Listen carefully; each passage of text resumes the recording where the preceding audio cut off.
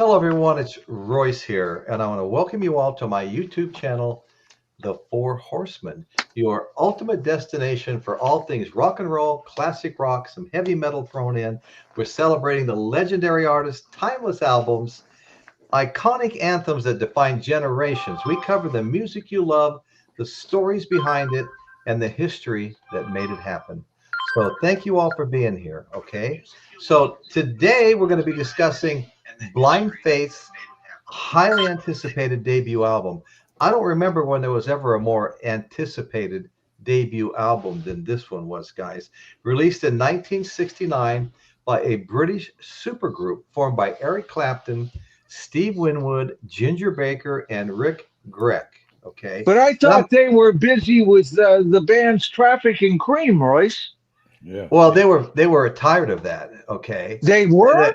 Yes. Sounds, you know what? This is starting to sound like a very cool story, brother. I love it. Well, okay. Well, let me get to that next line, okay? Blind Faith, uh, formed after Clapton and Stevie Winwood became disillusioned with their previous bands, began jamming together with Ginger Baker. And I don't know if you remember, but there was some trouble with the Cream, Ginger Baker, and the lead singer, bass player. They didn't get along very well at all. So Well, one of so them thought it should be called The Cream, and the other thought it should be called Cream. right, right, okay. I So, had to do so it, Royce. You, I you know, I dropped know, it I had again. it, I had it coming, I had it coming. I'll bet you right But then you were going, God damn it, Michael's gonna. Yeah. and he did, and he did. Well, it's me. So as we were talking about in Cream, Clapton's, was he left Cream for a reason, okay? So despite his initial reluctance to work with Ginger Baker again, Steve Winwood convinced him to form the new group. The combined pedigree of the musicians, two former members of Cream, Winwood from Traffic, uh, and so many other great bands. Child Prodigy, he was playing when he was before he was even a teenager. He was playing in bands. Well, anyway, the combined talent that was brought together here generated immense anticipation for their debut album. It was a commercial success, reaching number one on both the UK and the US charts. Listen to this, guys. 250,000 pre-orders sold in America alone. That's how much people were extremely excited. Okay. So anyway, I want to get to the panel. I want to get my panel up here and talk to my panel. So Michael, what I want to say is one more thing about my connection to this album. Okay. You guys have all heard me talk about when I was a teenager. I wasn't 16 yet. We didn't have driver's license, but me and my friends used to hitchhike out to Las Vegas to my older brother Robin Hood's house, and we'd hang out with him. We'd listen to music. He was a craps dealer. He was also an actor. Every few years, he'd save enough money from being a craps dealer to move to the Los Angeles area and try to pursue his acting career. And he was in some movies. There were some late night movies I watched, and he was in a bunch of episodes of General Hospital and different things. But it was never easy. There was a lot of competition down there. Anyway, so we'd go out to my brother Robin's, 9 years my senior, and we'd go out there. We'd hang out with Robin, and we'd listen to music. And he was really big on Sergeant Pepper's, and then later Magical Mystery Tour came out. That was really big on our playlist, okay? But we'd also listen to Cream, and a bunch of other stuff. There was a lot of stuff that was on our playlist. But Sergeant Pepper's was the biggest thing. We absolutely loved that, A Day in the Life, all those songs. But anyway, so when I turned 16, who shows up? My older brother Robin shows up at our house in Henderson where I live with my mom and dad. And he walks in and he says, "Hey, Royce, happy birthday." And he gives me this very album right here, original pressing, in fact, hot off the press, okay, of Blind Faith, okay. And so I was, so that's how I just turned 16 and I became a fan of this, okay. So anyway, it just so happens I do have, two copies of it. Not sure exactly how that happened, but I have 2 copies of it. Okay, so anyway, let's get back to the gang here, because I want to get your guys' input on Blind Faith.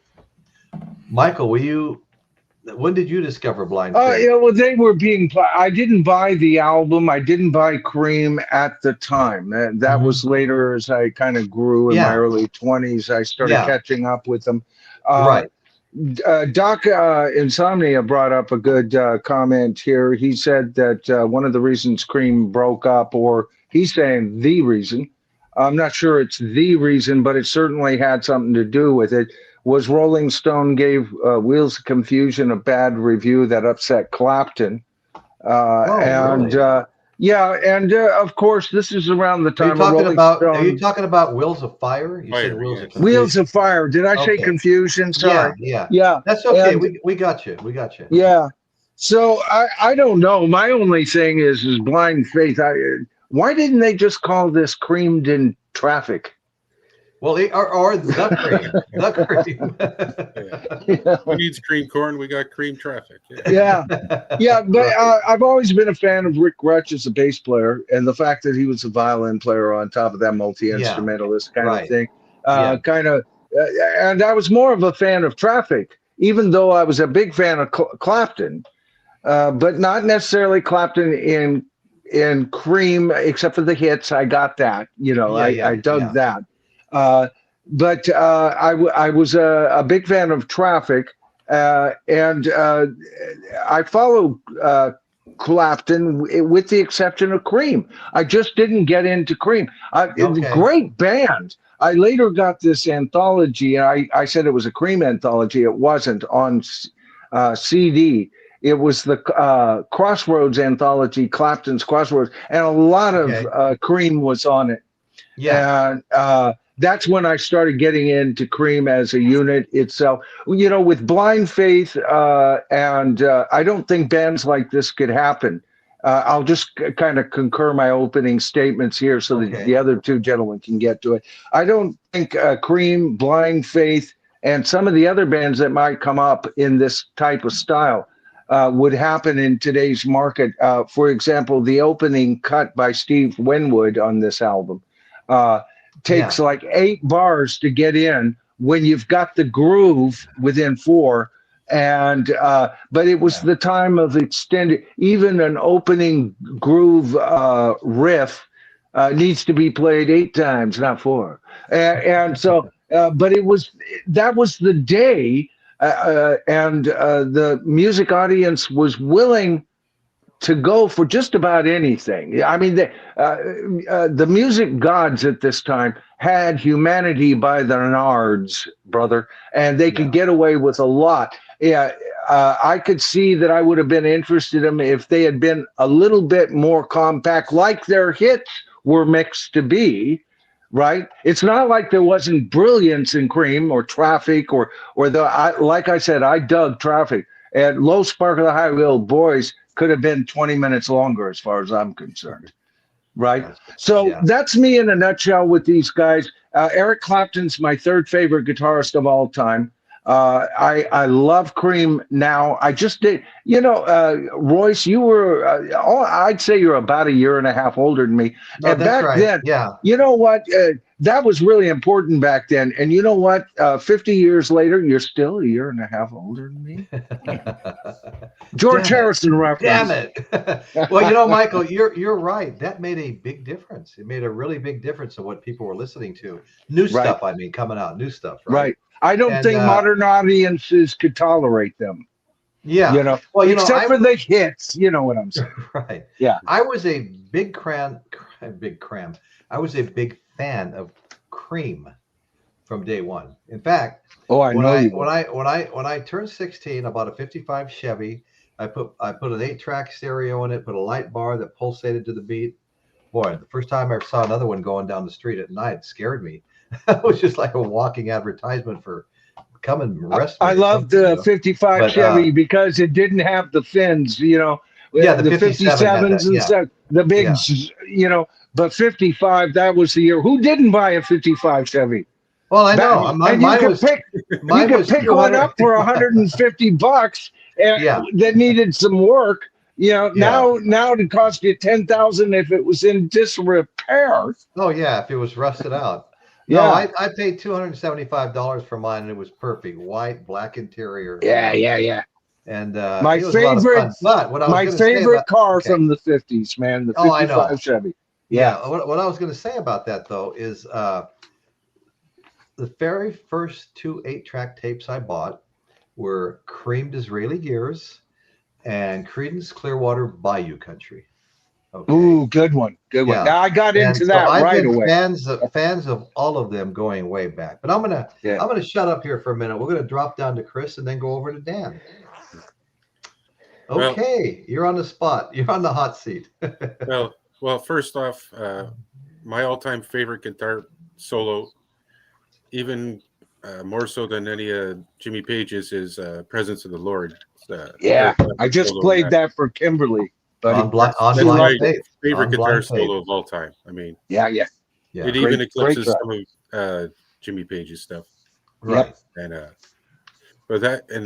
my dad had the American with the nicer cover on it, and I remember listening to it. The only song I really don't always care for on that is "Do What You Like."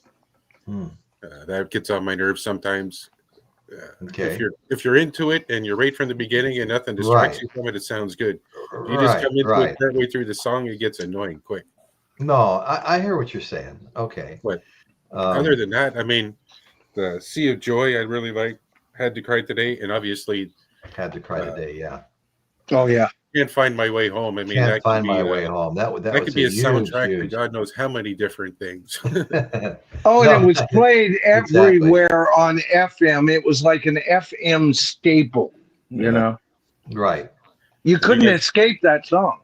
Right. And you guys talking about Cream? My biggest exposure to Cream was the Wheels of Fire album. Okay. Always like that. Like Press Rat and Warthog is one of my favorites. Part of which is the live. Entire live song. Yeah, live. Yeah. Ginger Baker's drum solo, Toad. I mean, my goodness, that rivals Moby Dick. Yeah.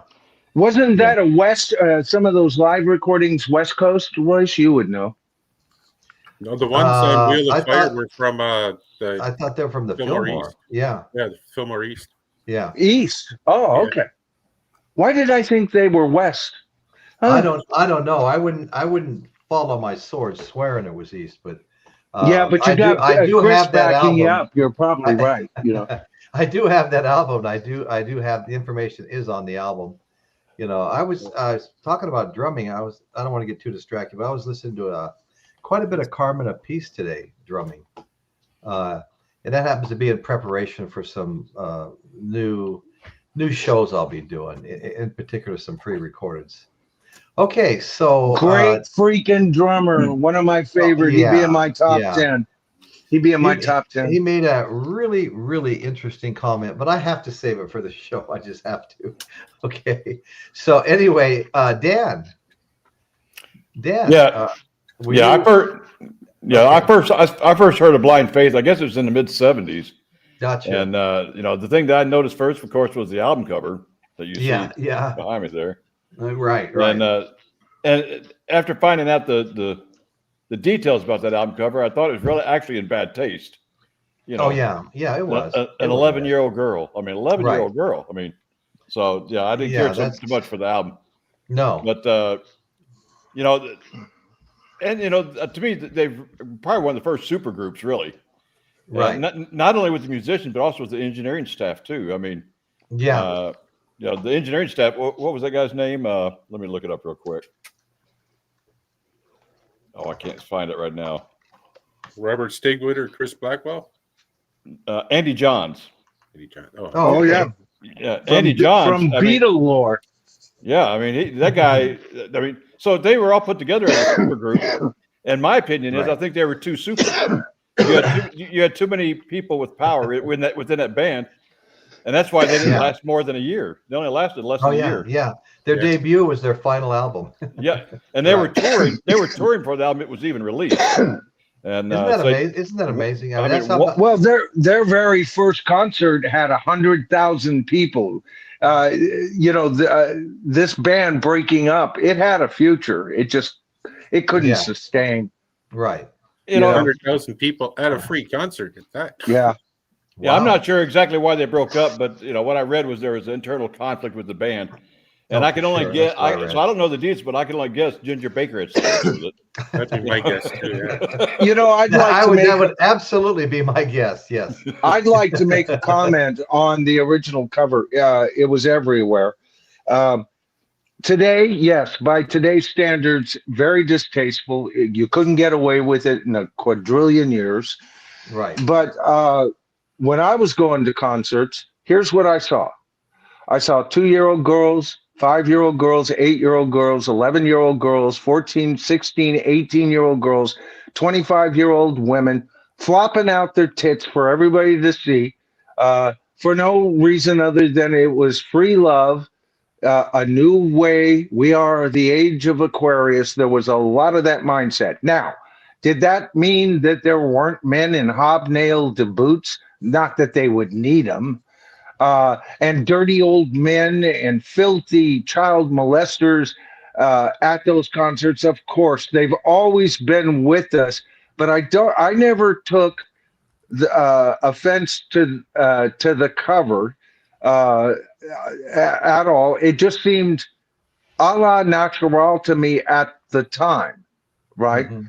Yeah. And I don't remember a lot of my friends tee-heeing over it.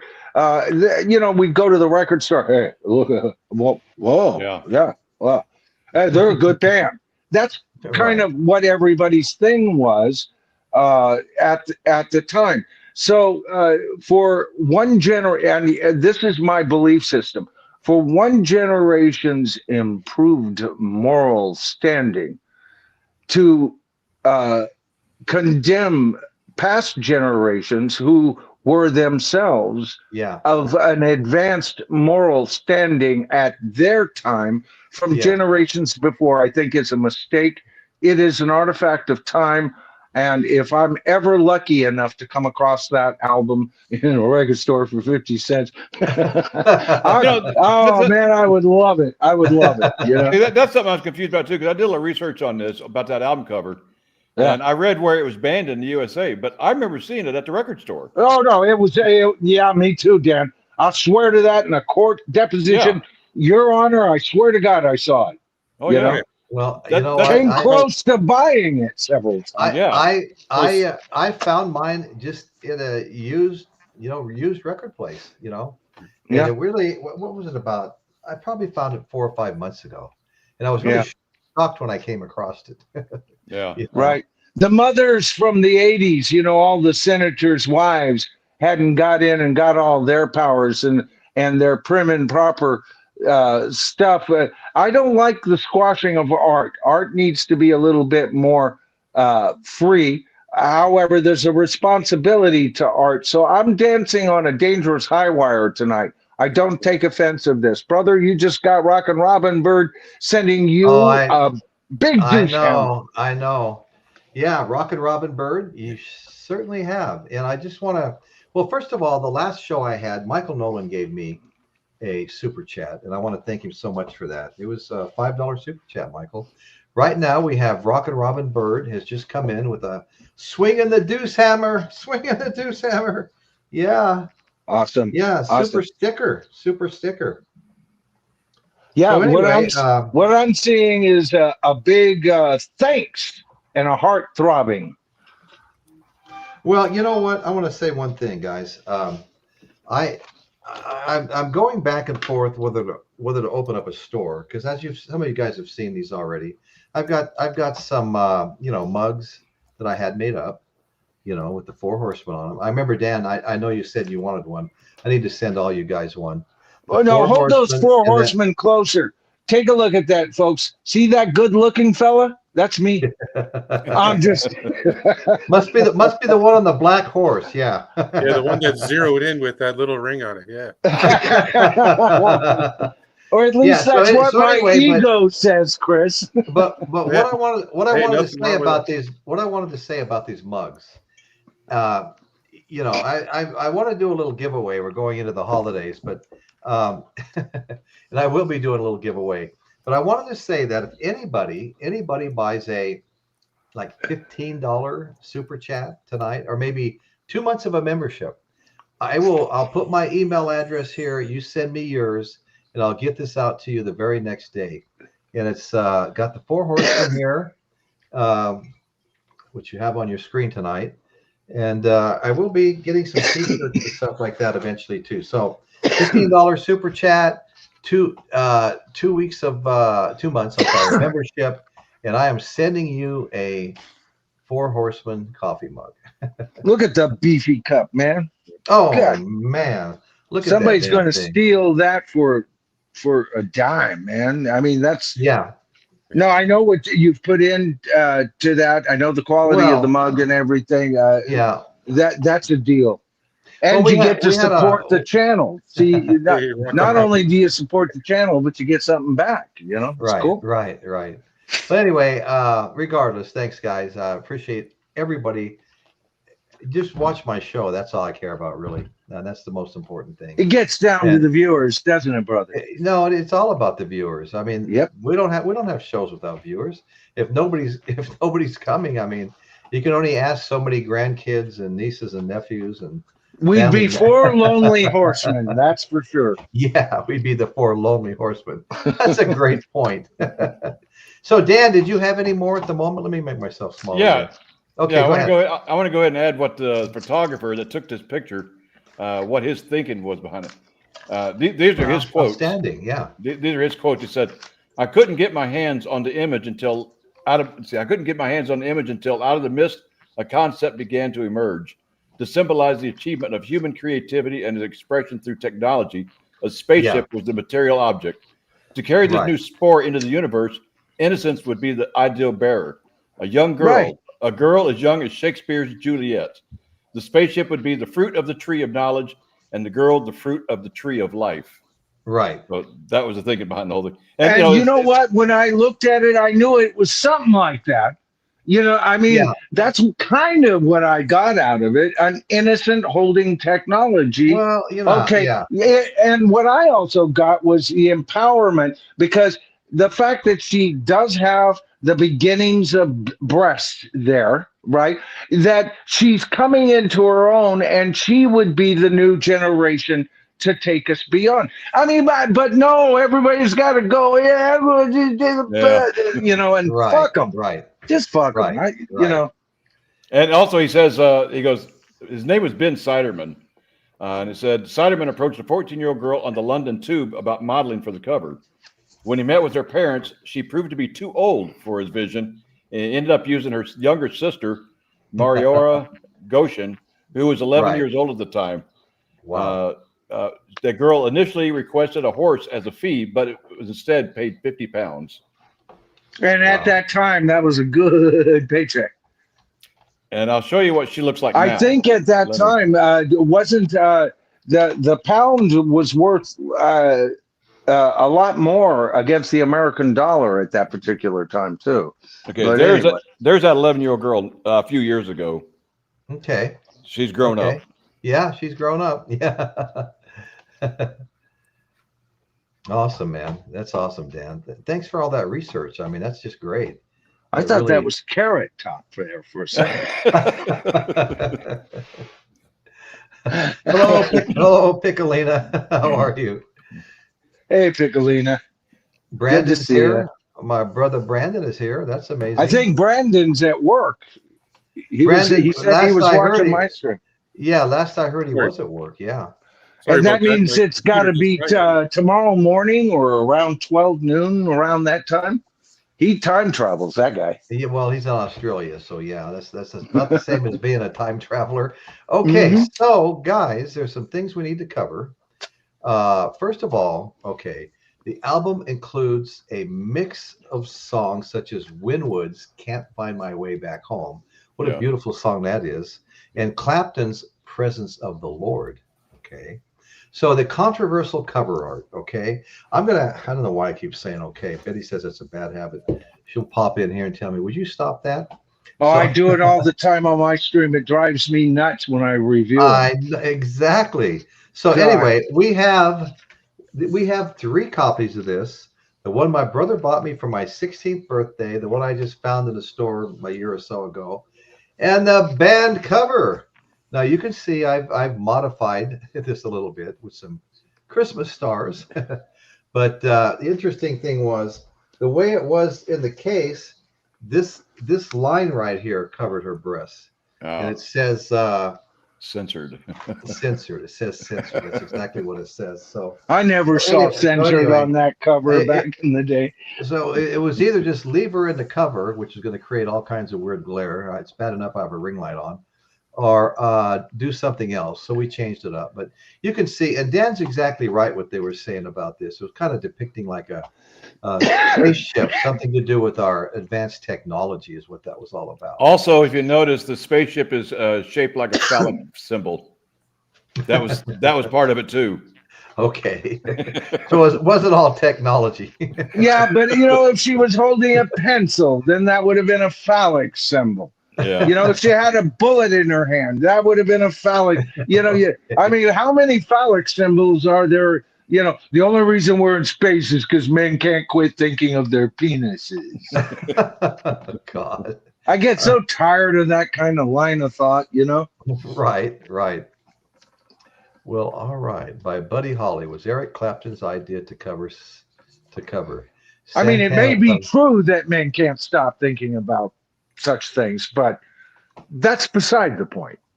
Completely besides the point. I think it was Rock and Robin mentioned too. Let me scroll back up here. I think she said, talk about how the Houses of the Holy album caught a lot of flack too. Oh yeah, on their album cover. It totally did. The naked kids climbing the Yeah, Dan, I think you were still away when we covered and talked about Led Zeppelin and that particular several times right here. Both Royce and I are firm. Boy, I'm even angry over that album and the flack it got. It's actually just 2 kids photographed many times. They were a brother and sister. Yeah. And if you look at the inner gate at the top of the mountain, is a fully adult man holding a naked woman over his head. It is the ascension of man. It's artistic. And if you think it's anything else, brother and sister out there, you got a problem. You might want to see somebody, because that's bullshit. Well, other somebody mentioned back here, Brandon did about Virgin Killer from the Scorpions. Or a Love Hunter from White Snake. I mean, those are just as bad or worse. I mean, sure. Yeah, right. And there are covers out there that are disgusting. And I don't buy every artist who says, this is my art, this is my truth. And they put together something. No, it took me a while to figure out Picasso because I always thought he was weird, And then I started seeing the perspectives and everything. I had to be educated to understand and appreciate his art. But there was something to understand and appreciate. Half of the rap albums and pop albums out today should be getting an R rating at the very least, if not X rated.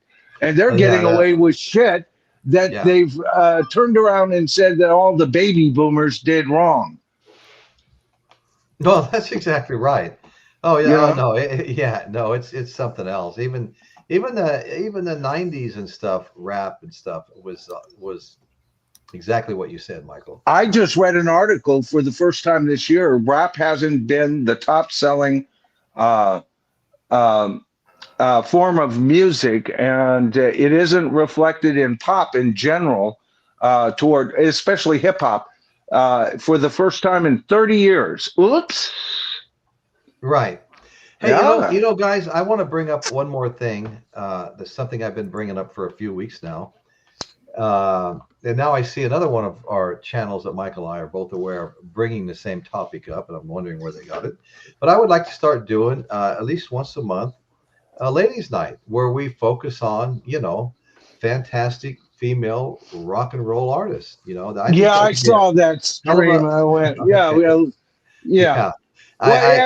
one of the people that was talking about ladies' night on that stream, Royce, is also the same guy who goes, I'm going to start streaming in the fall. Well, he didn't. Now he's going to do it still in the future. Okay. But, he goes, I'm going to do it totally different. It's just going to be me, no panel. And I'm just going to say does that sound familiar, Tribe? Yeah. Does that sound fucking familiar? Yeah. Right. So somebody's watching our show, Royce, because they're getting some great ideas over here. Well, I don't know how many of you guys saw my last little video. It was a 4-minute pre-recorded, and it got in 3 days 300 views. And I was really pleased. The trajectory of watches were just, views were just going straight up, and it's leveled off a little bit now, but it could be one of those little sleepers, and the thing is, it has come so close to reaching your high norm. I know for your streams. Well, Yeah. Well, the interesting. Can I say something, Royce? I don't mean to interrupt you here, but Royce and I were talking about this. We're not keeping any of this a secret. We're talking about this show is in its infancy, and really, so is the bottom line. It's 8 months old with the tribal forum. If you think about it, that changed the complexion of my channel. Royce's show. This isn't Royce in the house anymore, folks. That's a done deal. This is the Four Horsemen, and we haven't had a full Four Horsemen panel every week. And we're still ironing out all this stuff in the beginning. So when we're talking 300 views, I was telling this to Royce in a message. I remember, because I have a broader reach only because of more subscribers. But it was a heartbeat and a half ago. You were the larger channel. I was the smaller channel, and I was fighting to break 150, 200 out and have an excitement of getting 250 views in its infancy. These are decent fucking views, folks. So kudos to Royce on all his moves. I thoroughly back up the Four Horsemen. Well, thank you, Michael. I love the I'm sorry to interrupt you, but I felt like that needed to be said. And I appreciate you saying it. I really do. Okay. And we all support one another here. We're all friends, and I think the world of all you guys. And anything. And the extended family that is in the comments right now. So many of you were on my stream earlier. Your family. We know some of you. We know some of your maladies, right? This isn't a stream where we all sit around and somebody just can't help but yell out a derangement syndrome name every 5 minutes just to spice fuck up, right? No, we're here to talk about classic rock. We like to kind of keep it on there. We want it to have a certain, I don't want to sound snobby, but a certain amount of class. They go, well, then get rid of Nolan. He can't keep the F-bombs out of his mouth. But at least an open dialogue and keeping all of the stuff that separates us out of the stream. Why would we focus on whether Chris and I disagree politically or not? Why would we do that? I haven't got a clue of his politics, and I'll tell you what, I consider him a friend, and it doesn't matter what he believes, because up here, we have a great time. And that's what we're trying to create here. And it's been a slow process, but spread the word, please, folks. Spread the word. Yeah. No, we're non-political here. Don't even want to think about it, because I've seen just how divisive it's got in the last couple of years. It's gotten really, really bad. And just dealing with the philosophy that comes around the art of classic rock is dicey enough, Right. Like, for example, what we talked about tonight. That's a very topical situation. Topic. We're talking about a band that hasn't been around for decades. Some of them not even alive anymore. They're dead, right? Yeah. And yet the cover and everything, and how our society has changed. There's a lot to benefit from the Four Horsemen. Right. I just want to give a couple of shout outs in the chat. Daily Lives Matter, thank you so much for being here. And Rock and Robin and Kate.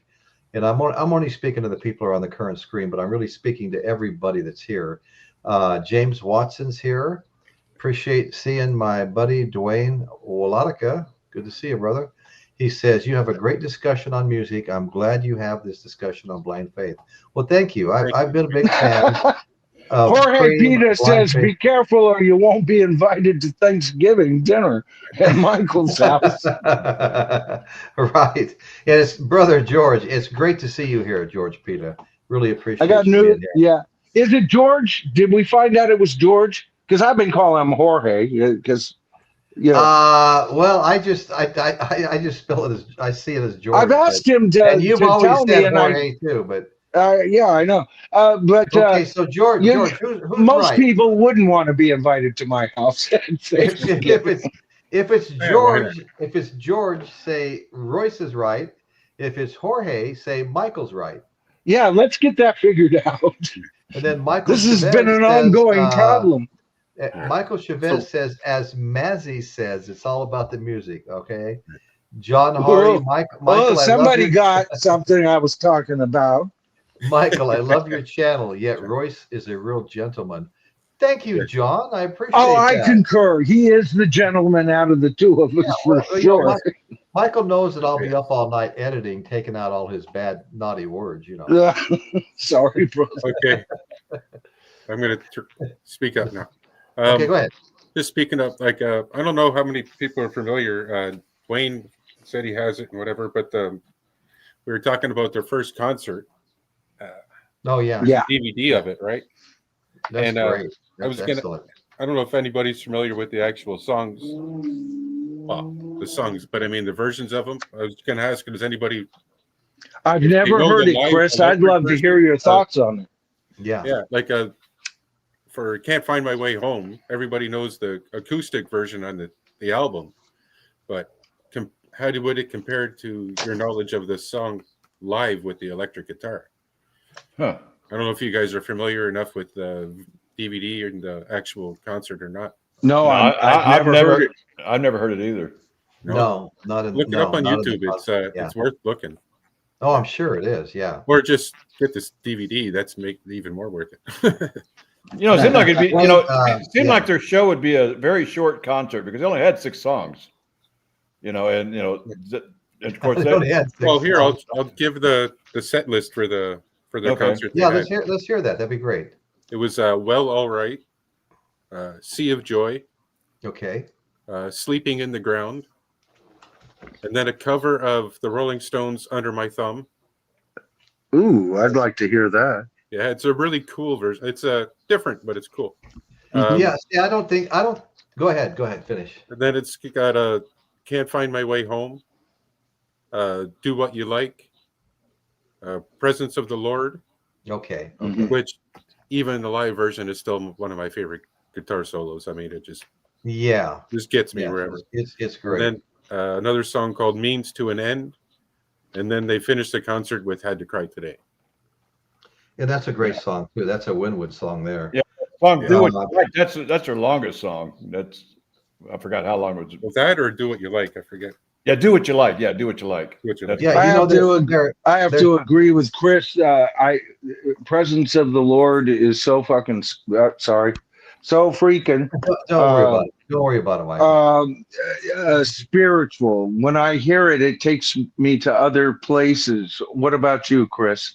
Oh, absolutely. And it's not necessarily a religious thing. It's just like you said, spiritual. It just takes you. I don't know. When I hear that song and that solo, especially, it separates me from everything else while it's being played. I have the vision of a man walking into a great cathedral, and the Lord is somewhere, but you can feel the presence. And even if that's not the song, that's the key element that I get entire movies going in my head with real masterpieces. And I consider Presence of the Lord and Can't Find My Way Home both masterpieces, but the superior cut to me is Clapton's piece. Well, let me ask you, Chris, how many individual songs are on that live you've got there? Oh, the DVD, there's 9. None. But there's Okay. also That extras. was- I mean, there's the full video of there's the promo video for Spencer Davis Group's I'm a Man. Oh, Promo That's video good. for the Traffic song Holding My Shoe. Promo video for Cream's I'm So Glad. No, that's a great song, fun And then song. a photo gallery set to the song or to the sounds of Well All Right. I'm so glad that's an easy song to memorize all the words to. And I mean, I do was they watching say this. anything other than "I'm so glad" in the whole Yeah. song? Pretty much, But I was watching this like literally right before the show. I watched it all the way up to the end of Can't Find My Way Home. But the Yeah, beginning of it is it's a biography on how they began, right? It talks about a little bit about Spencer Davis and Traffic yeah, and yeah. Cream and Well, that's cool. I would like to have that. Yeah. now that DVD, is that the one you said it was a free concert? Before we went on the air, yeah, that was their actual live. That was it. That was the first time they ever played live together. with Right, 100,000 people. Wow. Yeah. 100,000 people. Yeah. Yeah. At a free Well, concert. It was a free I love concert. I love this concert by Gaelic Lives Matter. You know, live Winwood's Hammond organ does give it that gospel feel uplift, Yeah. and you can see that all day long. But I just Oh, wanted to say, There's the actual, I agree with Wayne gospel there. all over that song. That's a Yeah. gospel song. oh yeah, You know, yeah. Well, yeah. the actual studio album only has 6 songs on it. Yeah. Right. Side 2 has this one was side 2. Song 2 was written by Ginger Baker, and it is 15 minutes and 20 seconds long. That's why Wow. only 2 of them fit here. Yeah, that's Yeah. Do What You Like. Yeah. Yeah, do what you like. Yeah, that's right. That's right. Yeah. So anyway, I think that's a great album. I think the artists are just phenomenal. And what I want to do is I want to go discuss a couple more things here, such as, well, we already talked about the controversial art cover. We don't, and it's just like I think it was Dan was saying, it's the girl's holding a silver toy spaceship meant to evoke the technological awe of the time. Yeah. Then of course Michael chimed in with the phallic symbol. No, that was me. That was me. Oh, okay. All right. Although that's what the research said. That was done on purpose. Okay. Well, It wasn't anybody's opinion. It's what it was meant Right. to look like. Okay.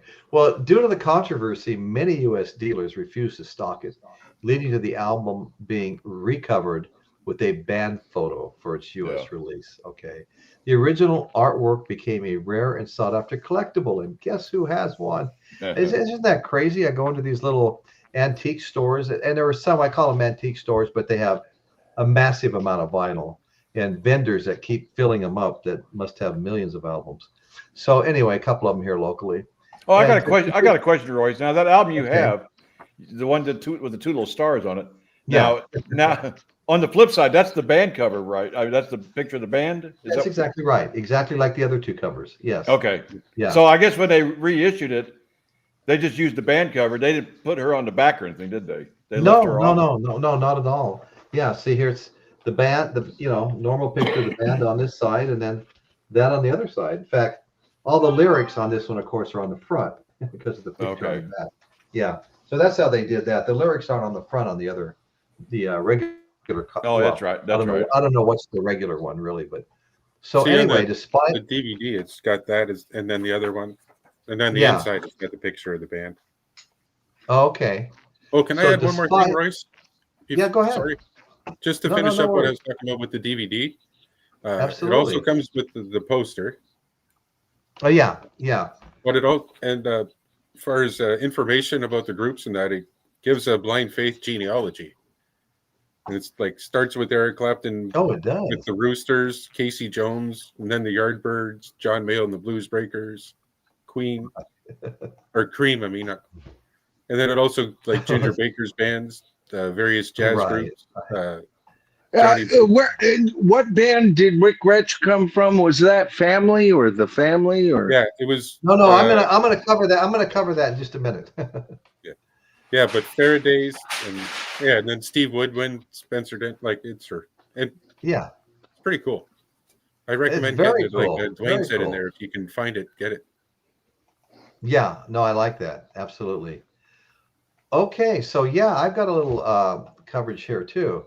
So, okay, so the band legacy is primarily tied to this single acclaimed album and the mythology of the supergroup that burned out as quickly as it appeared. They did the one album, one and gone, you know. But here, I want to talk about a little bit about where the band members came from too. And starting out with Eric Clapton, in the Yardbirds, then John Mayall's Blues Breakers, then Cream, not the Cream, Michael, Cream, then Blind Faith, Derek and the Dominoes. He also played with groups like the Roosters, Delaney and Bonnie and Friends, Plastic Ono Band, and had a long and successful solo career. So that's our man Eric Clapton. Now Stevie Winwood, most significant bands are the Spencer Davis Group, Traffic, Blind Faith. He first rose to fame in the Spencer Davis Group as a teenager, later co-founding Traffic and then forming the supergroup Blind Faith with Eric Clapton, Ginger Baker, before pursuing a successful solo career, folks. All right, now Ginger Baker, most significant bands, of course, include Cream, Blind Faith, where he helped, define the supergroup and power trio. Ginger Baker's Air Force, his own band, the hard rock group Baker Gurvitz Army, and collaborations with such people as the Grand Bond Organization and others. Now, here's the one that I think is the least known of all in this supergroup, and that's Rick Gret. In fact, I didn't even know where he came from until I was doing a lot of studying. A British rock musician known for being the bassist and violinist for the bands Family and Traffic. So he was with, Stevie Winwood and Traffic. And the supergroup Blind Faith, of course, that's what we're talking about, and Ginger Baker's Air Force. So he played both with Ginger Baker and Ginger Baker's band Air Force and in Traffic with Steve Winwood. But there's Great more bass here. player. Yeah, but there's more here, folks. He began as a violinist, later picked up bass guitar, and also had a successful career as a session musician. Now, you don't become a session musician, unless you're super badass, because you're the guy that they call in to make the albums sound better before they get sent out. So he died real young. He died at like early 40s, I think. Yeah, real young. Yeah. Okay. So 42, 43, something like that. Yeah, Michael, he played as a session musician for artists like Rod Stewart, Muddy Waters, Graham Parsons. He retired from the music business in 1977, passed away in 1990. So yeah, that's yeah, I was always a fan of his through Traffic. I followed anybody in Traffic, right. And he was a bass player. I'm a bass player, and I'm also a guitarist. I've played both guitar and bass in bands, but the funnest one for me is to play bass and then find even better guitarists to handle the hard stuff. I just had the ability to move my fingers and be able to sing at the same time like McCartney does. That's a talent in itself. And Rick Gret, also, being a violinist and being classically trained, and he was just he was kind of, to tell you the truth, I think he was my favorite Traffic member, and I love Steve Winwood, I do. But Well, I love utility players. He reminds me of John Paul Jones. I think that's what I'm trying to say. He's not just a one-trick pony. No. And he has classical training. He has the chops. It's interesting. He began, I've never heard of Family. And I remember that being a real big pedigree when they wrote up who's in this band, as if that's something. But I'm assuming that they were a bigger act maybe in England, I guess, or Europe or something that we didn't know. I didn't know Family or The Family. I can't remember the exact name, but the name is stuck in my mind because they always write it up like it's this big pedigree for him. Yeah. And I'm going, I don't recall a single album by them. Has anybody else look for responses for that in the comments? Has Actually, anyone heard Rick Retch with this? Did they produce an album? Yeah. Where were they big and what was the response? Piccolina actually, she says family album or family early albums are great, so she knows it. Or at least. Oh, good. Hmm. And it's I believe Piccolina's a he, isn't he? And No. Piccolina's Yeah. named after his cat, as I recall. If I'm Well, wrong, Piccolina, let me know and I'll start calling you darling again. No, Michael, you're not wrong. Okay, I thought so. Piccolina is the cat, but Right. it's the cat's owner. Yeah, is a cool guy. Yeah. By the way, Piccolina, I have 2 cats that are tuxedo cats. One I just call Tennessee. Tuxedo. Well, we weren't Yeah. the best cat owners. We live in the West Hills on acreage. And one cat led to another, and pretty soon 3 or 4 of them had litters, and we had 16 cats. And now they didn't live indoors; they lived outdoors. But a horrible story was we heard all this commotion, cats just going off, and me and them, all the little girls had 3 daughters. We all run to that back window, and my wife too, that back sliding glass door. Turn the light on, and here's a skunk sitting on a kitten, trying to bite through its backbone. So what do? I throw the door open, I grab a broom, I start smacking the skunk. The skunk turns around, and guess what? Sprays into the house. Oh, And I'm telling you. Anyway, we'll move on now. These little distractions aren't necessary, but somebody mentions a cat. That's my recollection of being a cat owner. Well, I've always been a dog owner myself until I met my wife. She did a rescue cat. We called him Whiskers. That damn cat wouldn't leave me alone. Pretty soon, I kind of liked it, and then I kind of loved it. Anyway, right now we have about 10 cats outside and 3 indoor cats. Can you freaking believe my downfall, Well, Royce? hey, I understand how it happens. Let me put it that way. I'm in the same boat. I have 14 cats. And a Oh, possum. really? And a possum. I don't feel so crazy. And a what, possum? And a possum. You know what? Like I said, we live up in the hills. The neighbors have had a mountain lion trapped on the property because they caught it eating goats. Okay, and the trappers came out. The county sent them out. But so anyway, make a long story short, we have everything here. I have bobcats. I have mountain lion. I have deer. If I didn't have a fence, I'd have deer in my yard every day. I used to have a dozen wild turkeys come over here and eat off my deck. I'd buy 50-pound bags of feed for them. And throw it out there, and then as they were there, I'd walk out there while they were still there and throw some. They were a little cautious, but they got used to me. But so we've seen it all up here. But man, I'll tell you, I just wish I could train cats to chase chickens. Oh, yeah.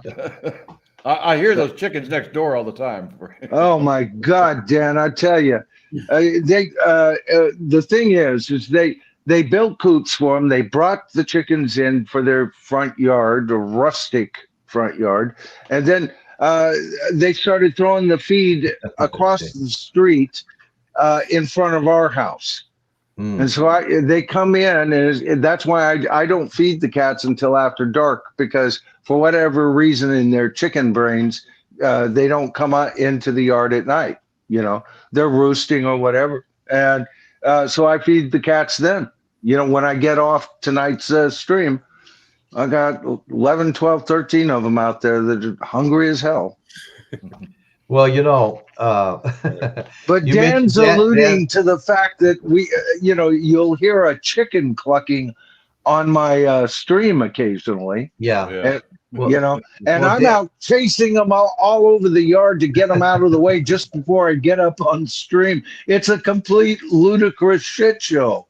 Well, shit show, yeah. Well, Dan brought up opossums. So anyway, Wasn't but a couple of years ago We where usually talk about this, don't we? Instead of chickens and possums. yeah. Well, this is all we tied did. into traffic because you see, we're hoping traffic hits the chickens. Chris, Yeah. there's a nice segue for you. All right, I won't tell my opossum story. Whatever. Well, here, let me. Okay, go ahead. There's a little bit of blind faith in here. Is an interesting story. If you want me to share it, Sure. We'd love to hear it. so there's as always, the Holy Bible of rock and roll. At least as far as we're concerned, you know, the brand new 1977 edition. Yeah. Hallowed be its name. All right. So 1977 edition. Yeah. yeah. I'm trying to supply choir effects as he holds it up. Right.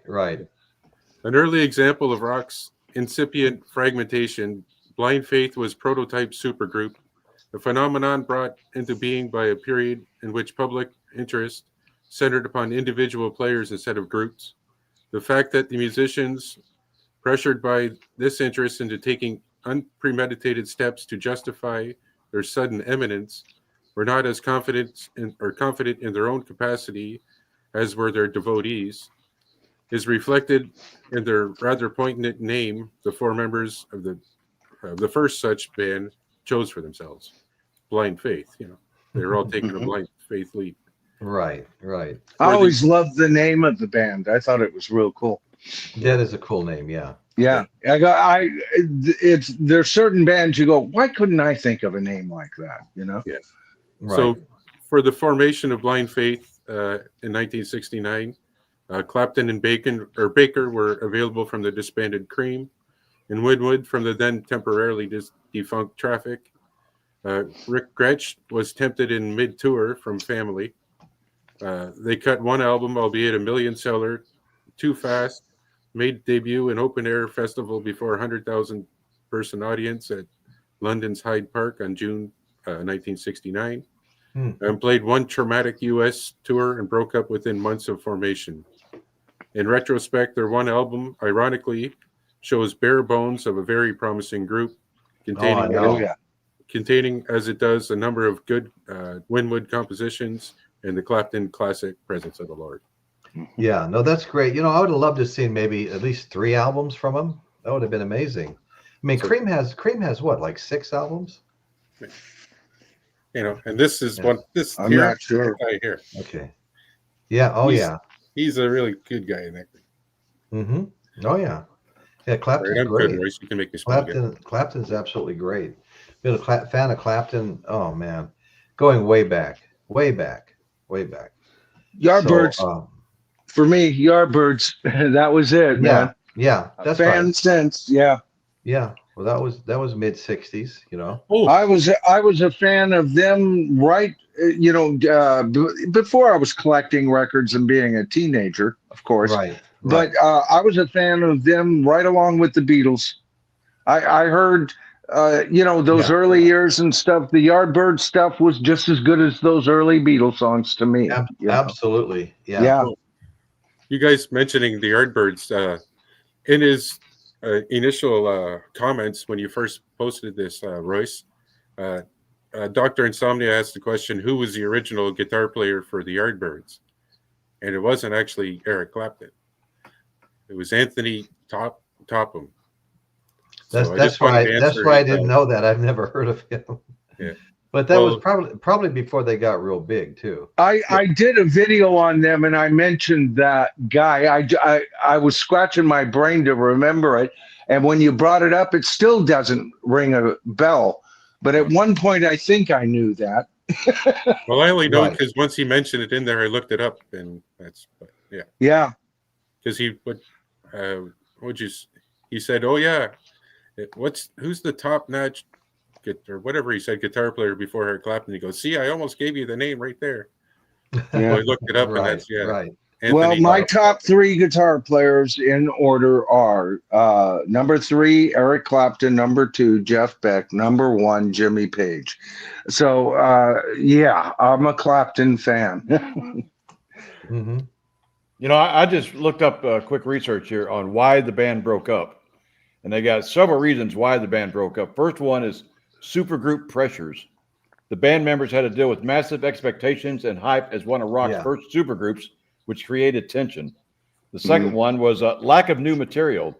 They had very few new songs and were focused to perform older material from Cream and Traffic during their concerts to please audiences, which disillusioned the band members. Right. Third one was third one is internal conflicts. Clapton became increasingly isolated, preferring to spend time with Delaney and Bonnie rather than his own bandmates. Managerial issues. The band had two competing managers, which led to different priorities. One wanted a quick profit, while the band wanted time to develop, creating further conflict. And then the last one. And that's exactly what they needed, was that time to develop. Then the last one was band members' desires. Clapton specifically was wary of forming a supergroup, having just come from Cream and not wanting to repeat that experience.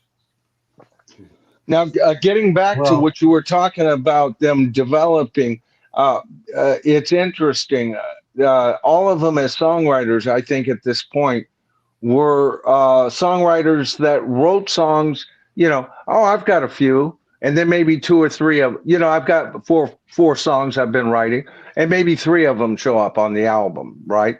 And that was their output, even Steve Winwood and Clapton. Now, later, Clapton, when he went totally solo, sometimes by covering different things like I Shot the Sheriff, but he was writing now as a full-time writer. And if they had all been at their, where they, especially Winwood and Clapton, especially so, they then would have been able, I think, to continue. That may have even salved the egos bumping, because they'd be so dynamitely focused on album number 2, and but they weren't any of them what I would consider a full-time songwriter. Whereas with the Beatles or Led Zeppelin or Pink Floyd, you had full-time freaking songwriters in that band, and often with too much material. And I think that's what happened here, Dan, at that point, Yeah. Well, this isn't a response, Michael, but I want to respond to what George Pita says. How about Hendrix? Number 4. Okay. Number 4. Right. Richie Well, Blackmore, number 5. I want to respond to both of that. I always, my entire freaking life, Hendrix was always number 1. I've listened to a lot more Led Zeppelin. I was always a fan of Led Zeppelin. First 3 albums came out before I graduated high school, and everybody lost their minds when they came out. But I still continued to put Hendrix as number 1. It's only been maybe in the last few years where I'd have to put Hendrix and Jimmy Page in a tie. Definitely both above Jeff Beck, both above Eric Clapton, both above, Richie Blackmore, Richie Blackmore, Dwayne Allman, and basically everybody after that. Yeah, Rory Gallagher. But I'm not going to say that either one of those guys are better slide players than Allman. Of course not. That was his specialty, was slide playing. But just overall, and for my personal taste, I loved Hendrix's music and I love Page's music, and they are the top of the food chain for me as far as the guitar players go. Yeah. Anyway, so George Pita, I think maybe you are a little bit in line with that. I don't know. But I know, Michael, you've actually come a long ways in your Hendrix love of Jimi Hendrix's guitar playing. Oh, yeah. Well, I have always loved him, Royce. Okay. Because he's at number 4 doesn't mean I didn't buy his albums just as fast as Alice Cooper's latest album or the Beatles' latest album or Led Zeppelin's latest album. I totally he's at the cream of the crop for me, man. Yeah. Total mad respect. One of my his Electric Ladyland album would be in my top 10, maybe top 5 albums if I was allowed to also include double albums on that list of all time. As far as Electric Ladyland of double albums would be my 3rd favorite double album of all time, underneath the Beatles, narrowly beating with the number 1 spot, the White Album, or also known as the Beatles. and Led Zeppelin's Physical Graffiti in the number 2 spot. Yeah. But the next one has to go. It has to go to this one, right? Hey, Michael, we were talking about Beatles box sets. Well, on your show, Mm-hmm. and I put a comment in there. You probably didn't see it. Busy doing the show. How much I loved you and I, and let's see, Safe and Sound. David was there. Oh, was that the Yellow Submarine show? No. No. That one too. But David came to a lot of my Beatles shows. We went through the whole Beatles. Oh, I remember discography. But it was the White Album with those Escher demos on it that were made in George Harrison's home studio. Right. I loved doing that show. That was a fun show, Yeah. and I love those songs on that. Yeah, well, I demos, just mentioned on my stream tonight. That's it's almost a toss up. Probably, I would probably get the Sgt. Pepper box set first, but I would get that. Yeah. But the White Album, I want those Escher demos so bad. I love those, man. I love them. That's what matter of fact, we're talking about these different box sets tonight. And that's one of the I had covered in case anybody's watching who doesn't know shit about my stream. We have people who just come to see you, Royce, believe it or not. What did you mean about does it know shit about ice cream? What did you mean by that? Well, what I was talking about. It's a joke.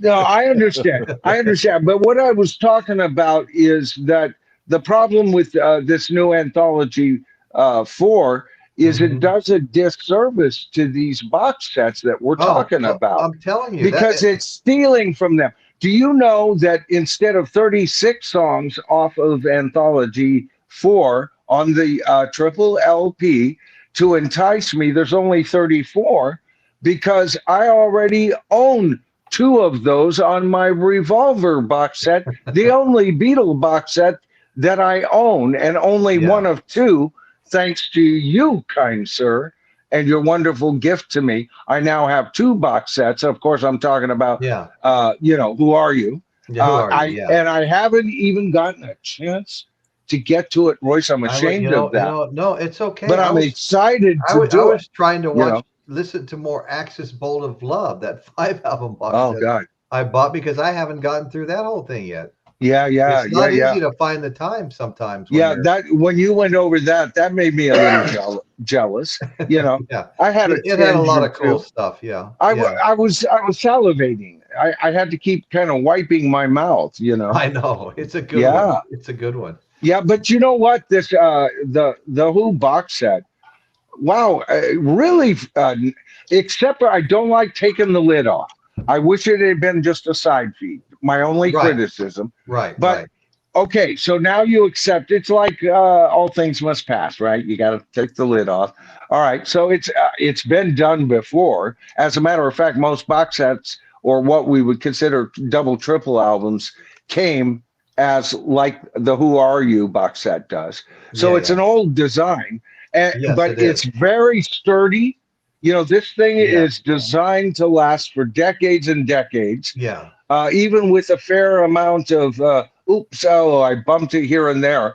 The book is wonderful. The packaging of the 3 live LPs is, they're a little hard to get to. That's the second minor criticism. But it's almost worth the picking and getting it out. Because it's like you're opening up a 32 40-inch TV in front of you right there. That's the old days, baby, And so the problem with things that take away from other projects, that's a ripoff to us, the consumer, who bought, say, the Beatles White set, White Album set, but now we're getting cuts from the White Album on Anthology 4.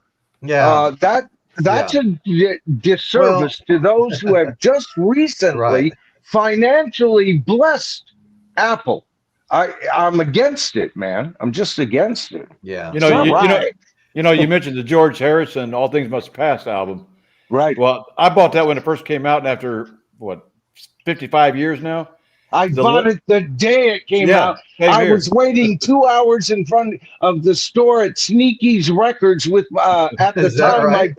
my best friend Mike Fistick, and we waited for that freaking album, man. I got it I cut school to get it, Dan.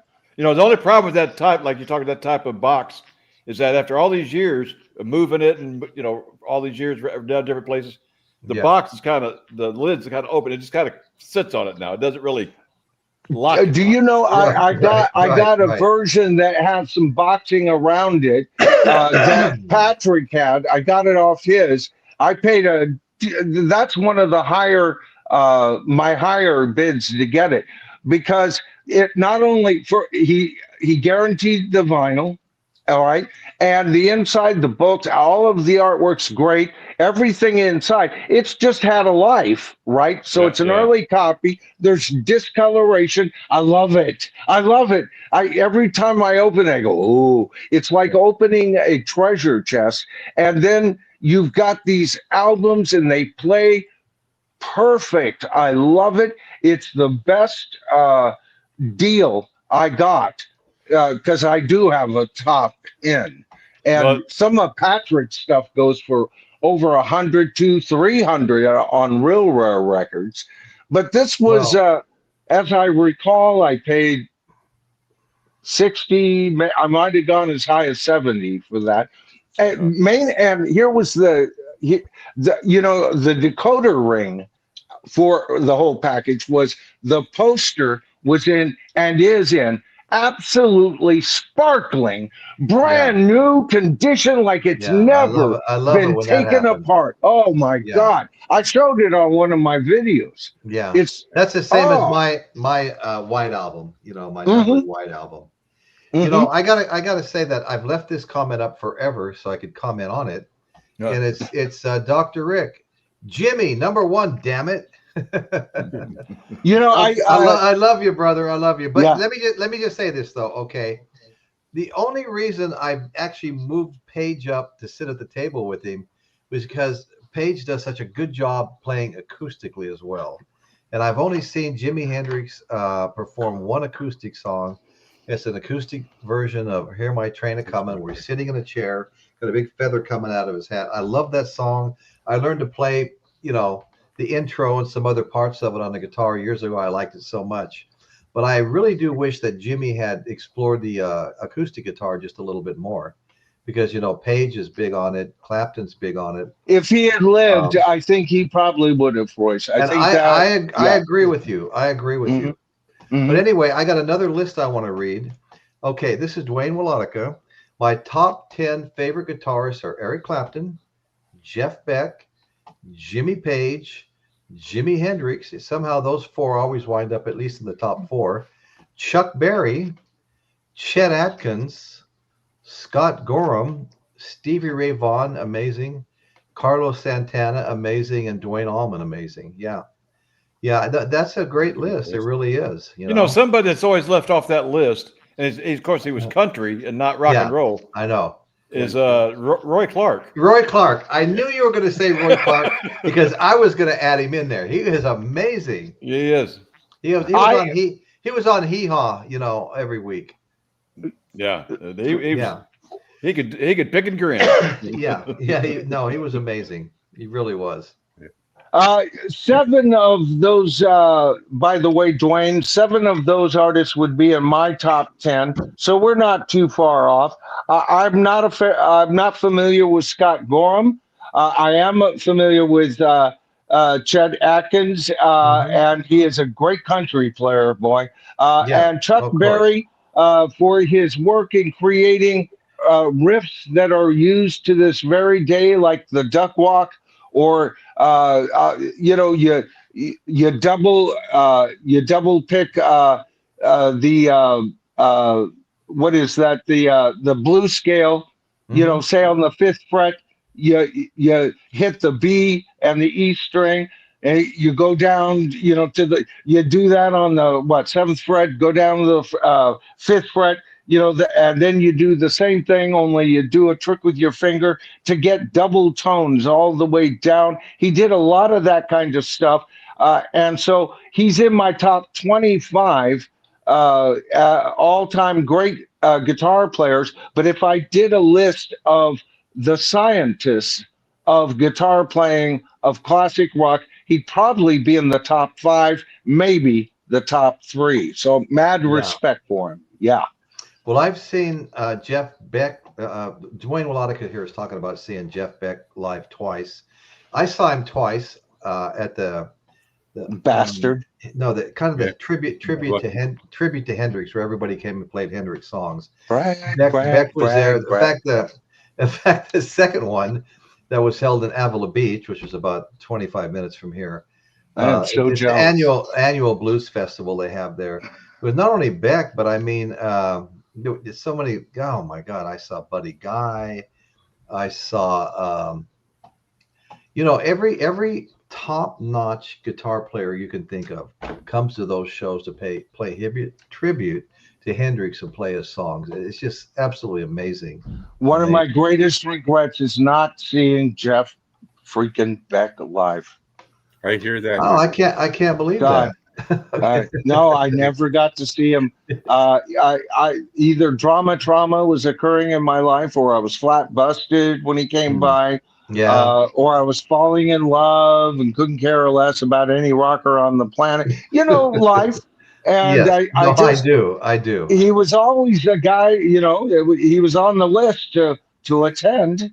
Right. So our stars didn't align. And I got to tell you, he's my second favorite guitar player of all time, Royce. I've already got a good 6 or 7 of his albums, and I have a small LP collection. You know that. Matter of fact, I have a special box. All right, all my albums are in wood crates. These wood crate things on the floor. I got 4 of those on the floor, and then a special box that I've got kind of elevated. And it starts with Yes, but that's only because I had to move Yes to it. Originally, it was everything Led Zeppelin connected. Now that includes Led Zeppelin studio albums, solo stuff. Yeah, that includes bootlegs by Led Zeppelin. That includes solo albums by anybody by Led Zeppelin. Right. That also includes the Yardbirds, because Jimmy Page came from the Yardbirds, and since I was already a Yardbirds fan, then that also includes all of Eric Clapton's albums and Jeff Beck's albums. That's where I break my alphabet rule. All my that's my Nirvana. The only other Nirvana to touch that little cover is way on the other side. B is for Beatles. And there's my other Nirvana.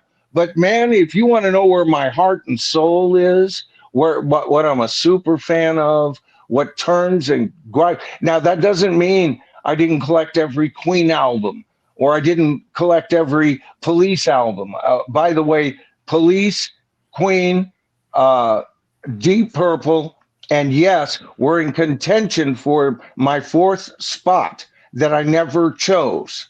Okay, so these are my, that's my bread and butter. That's where my heart and soul is. And then I have a secondary group of bands that I love, like Lynyrd Skynyrd.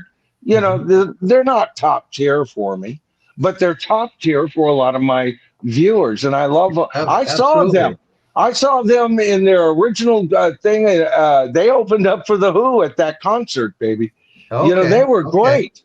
But I was so Who focused, I wish I'd given them more of my attention. But I was buzzed out, and man, Sweet Home Out. Oh man, they were great. They were great, and I saw them at their very prime and best. Yeah. Well, I'm not feeling a top tier band for me. I'm feeling Kate's pain here. She passed on her art teacher's Eric Clapton vinyl collection. Kate said, "No thanks, no thanks." Kate did. Ooh, Caitlin. Why? No, you'd have to ask her. Well, you get it. It depends where your mindset. Doesn't really want to talk about it. Well, maybe she, wasn't into Clapton at that time, and now, as she's gotten, older, and maybe she's gotten more information. I like this, I like that, but gee, I wish I had gotten that. I've done dumb shit like that all the time. Oh yeah, I don't even want to talk about the worst one I did. Yeah. Uh-oh. No, Sounds no. I just dick. no. I don't even want to talk about it. Yeah. No, we were building a what was it, a 12 or a 14 house subdivision, and right at the time that we bought the property, there was a old house that was occupied by about 40 people, and they were all on drugs. One woman lived down in the, it wasn't a basement, it was just a crawl space underneath the house where the furnace was. She had a bed and a chair and a couch down there. She lived down there. And then there was a big kind of barn in the back, and a whole bunch of guys, were living back in that, and so these people, if we're going to build our houses, they all kind of had to move out so we could demo that house. So I went back to the house one day after everybody had left, and I looked up on the bookshelves. It's full of albums. And so I probably took, I mean, I'm just cherry picking, I'll leave some in case somebody comes back for them.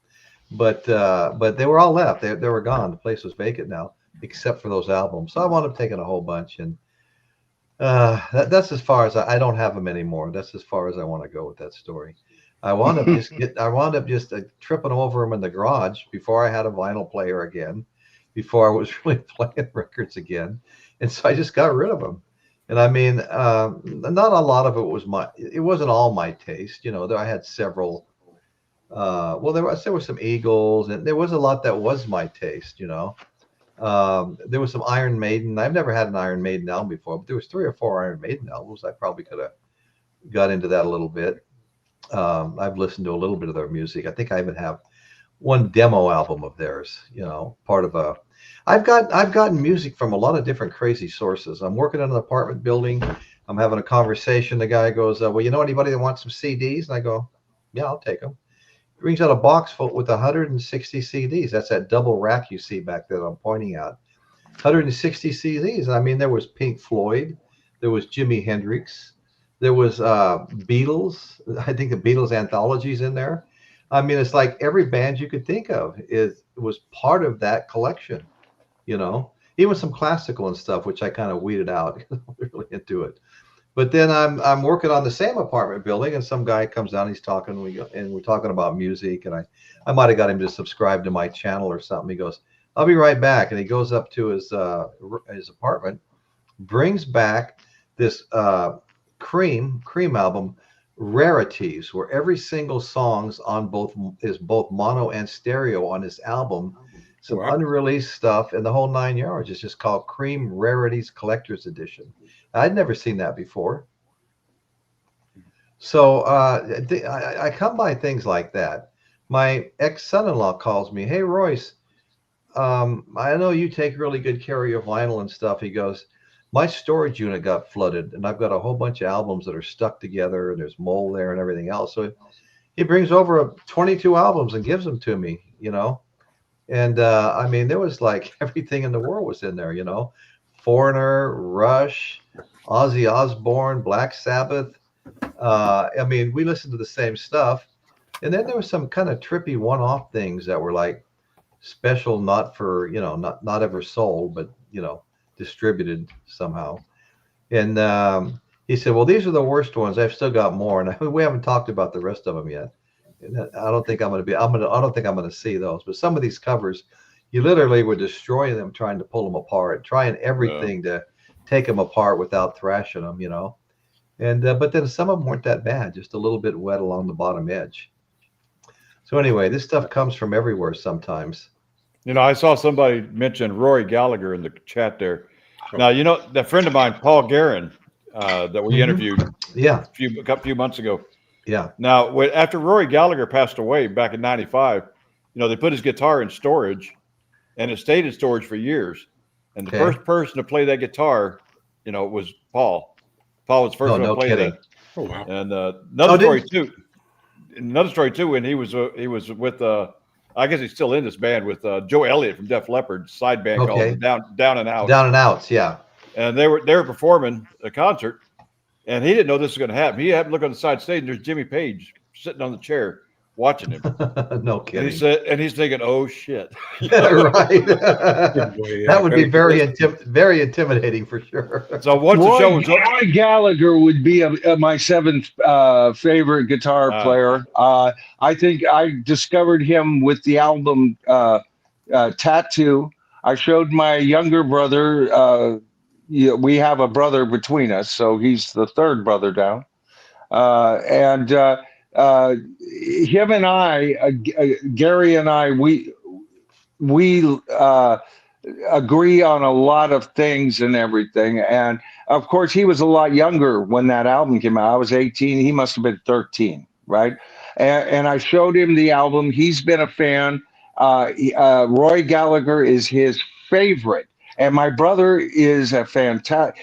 I'm a better lead guitarist, electric guitarist. My brother is a much better finger picker than I am on acoustic guitar, right? And so, and he is a fantastic songwriter all by himself. And Roy Gallagher is his number one pick over everybody, right? Okay. And so I can't. He's number seven for me, but.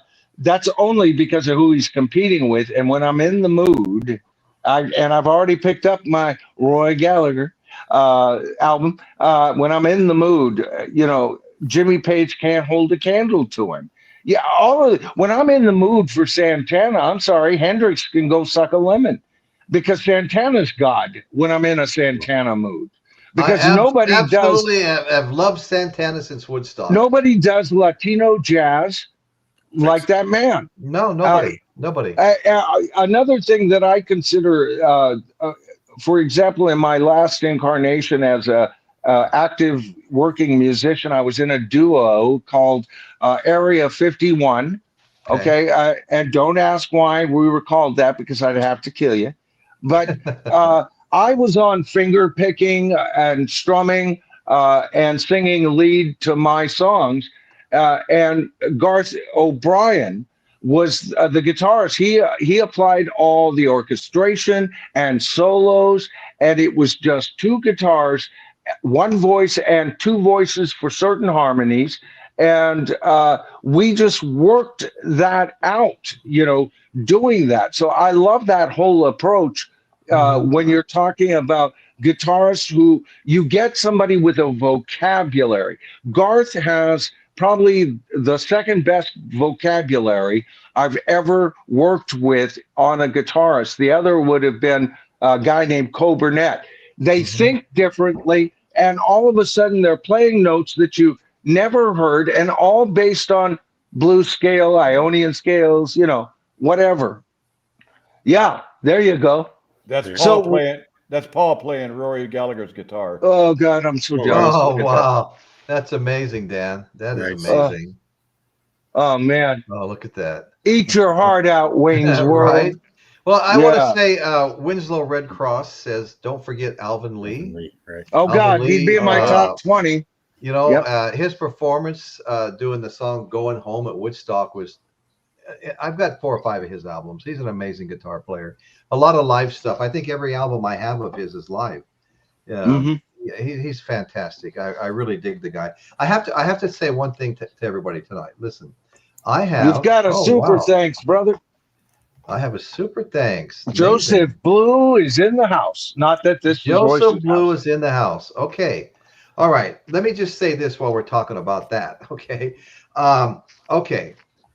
If anybody buys a 2-month membership, I'm going to put my email in the chat here.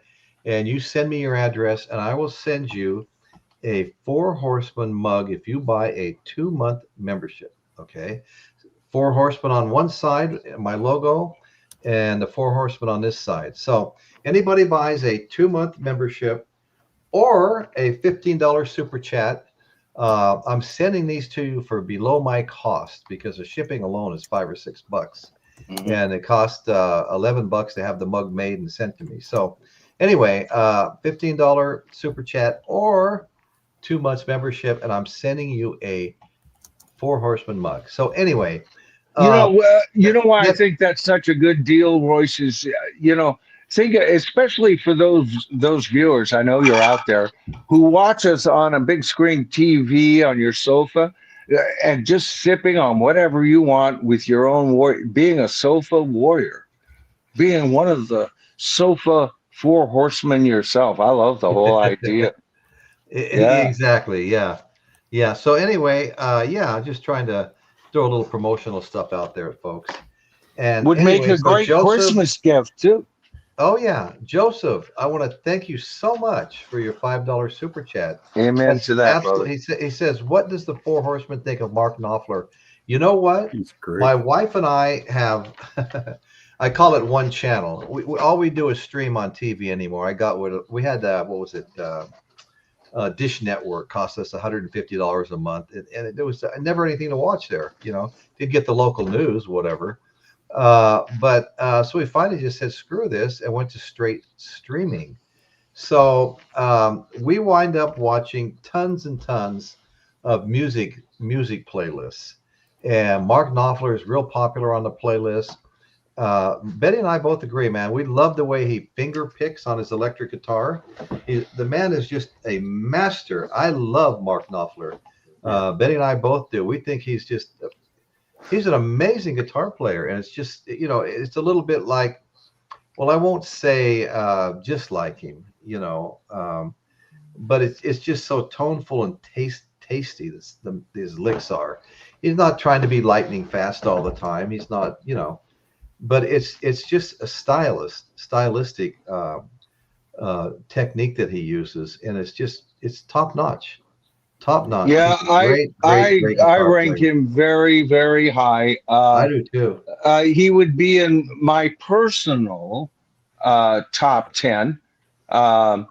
And we voted on guitarists. I want to see if he made the top 25 here.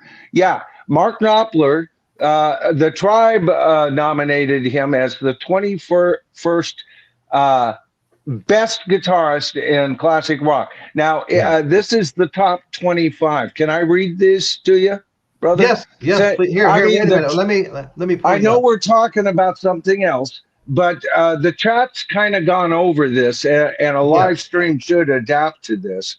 Okay, so for all you tribe members out there and tribalites, okay, this is the list you voted on. This is another one of my biggest polls. Okay, this took a long time.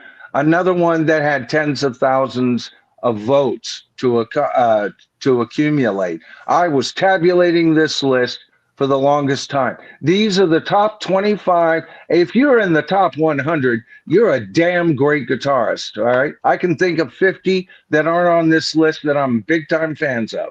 All right. But this wasn't my choice. This was not my choice. I didn't get to pick one of these. I had no vote. This, tens of thousands of votes by the Tribe, is it. At number 25, Randy Rhoads. At number 24, Joe Bonamassa. I was glad to see him get on it. He's in his prime. He's out there playing. If you haven't, you gotta listen to the album Redemption and the song Redemption, and then you'll be a fan. Okay, if you're not aware of him. Number 23, Stephen Stills for acoustic guitar work primarily. Okay, and number 22, Rory Gallagher. 21, beating Rory Gallagher. Now, Rory would be my 7th favorite guitar player. He didn't get up as high on this list, but at least he was recognized. Mark Knopfler beat him, brother. So there you go. At number 20, Dan will be glad that this guy's on the list. He'll be sad that he's not higher, but Dimebag Darrell. Okay. Oh, yeah. Number 9. Yeah. He is according to tens of thousands of votes, he is the 20th best guitar player on Mount Rock Olympus, Dan. Okay. Wow. He made the top 20, not the top 25, the top 20. Then comes at number 19. I think this is an underranking, but Johnny Winter. I'm glad to see him on it. There was a time when he'd be in the top 5 of everybody's list.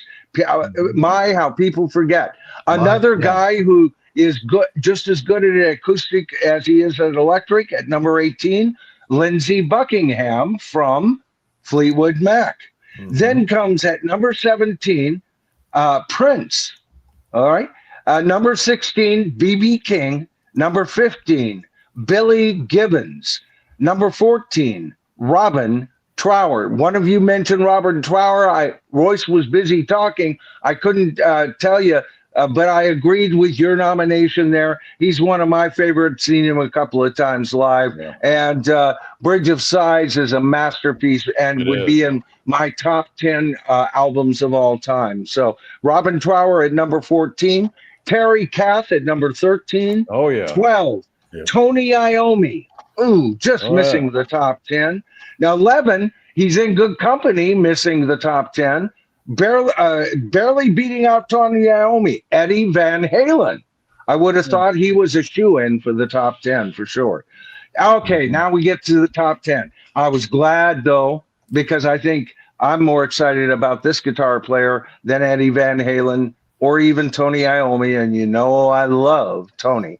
Yeah. Number 10 out of the top 10, Brian May from Queen. I love that. Number 9, underranked as far as I'm concerned. He'd be number 6 for me, Carlos Santana. Okay. Number 8. Love Santana. Duane Allman. Number 8. Number 7, Richie Blackmore. My 5th favorite. So at least it's getting close to where I'm comfortable with that one. Number 6, a travesty of justice, Jeff Beck. Okay. Number 5, you're going to think a travesty of justice, Royce, Jimi Hendrix. Oh. Number 4. That's so screwed up. Number 4, Eric Clapton. Now we're down to the top 3. And I forgot, I've got to reinvent my list because I agree with this top 3 also. Boy, what am I going to do? All right. Number 3, David Gilmour. All right. Talk about vocabulary. Nobody sounds like David Gilmour. He ranks really high on my list now, too. Yeah. Yeah. Number 3. Number 2, I was surprised by this. He'd be in my top 10, probably 8 or 9. Stevie Ray Vaughan, the second greatest guitarist of all time. And thank God I am finally saved, Lord, at number 1, the absolutely phenomenal, the number 1 greatest guitarist on the planet, Jimmy freaking Page from Led Zeppelin. So that's what a lot of our viewers think, Royce, because we share a lot of our viewers together, you know. I know. A lot of these people, a lot of your people voted on that. I know they did, but I know how Dr. Rick and I voted. Make me small. I'm starting to feel that agoraphobia. Yeah, I'm actually starting to get annoyed with your list too. Get away from it. Yeah.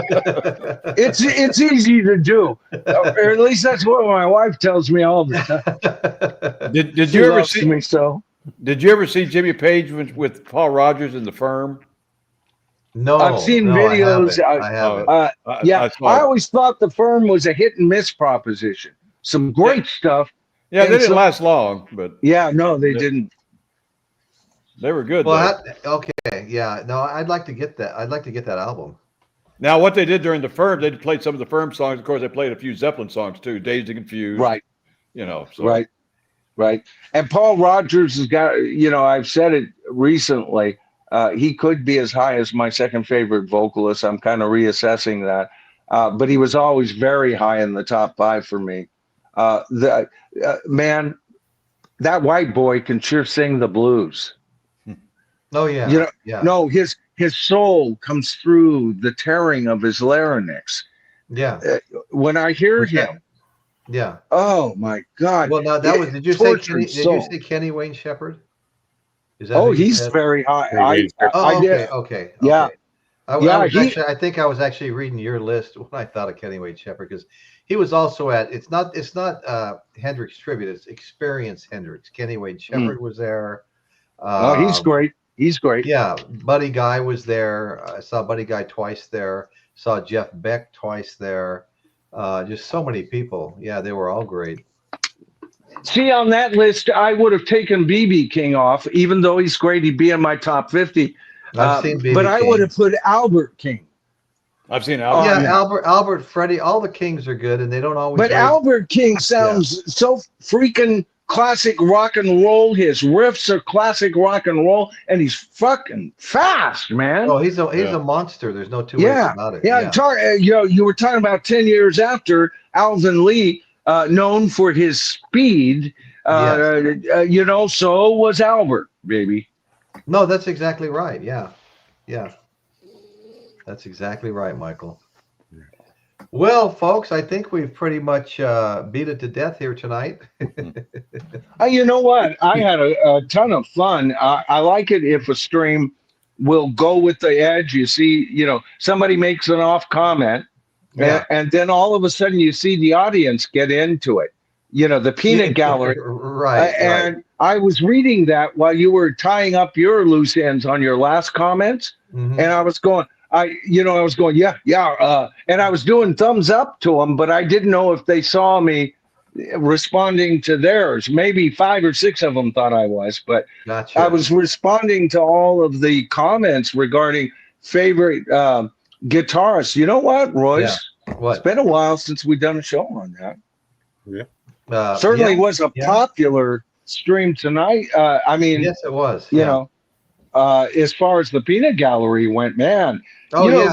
Because often we'll get people, my Aunt Virginia's buttermilk bread his recipe is so good. Oh yes, and I saw them last Thursday, and I love that. That's perfectly what we're encouraging. We're family here. If you guys want to chit chat, that's great.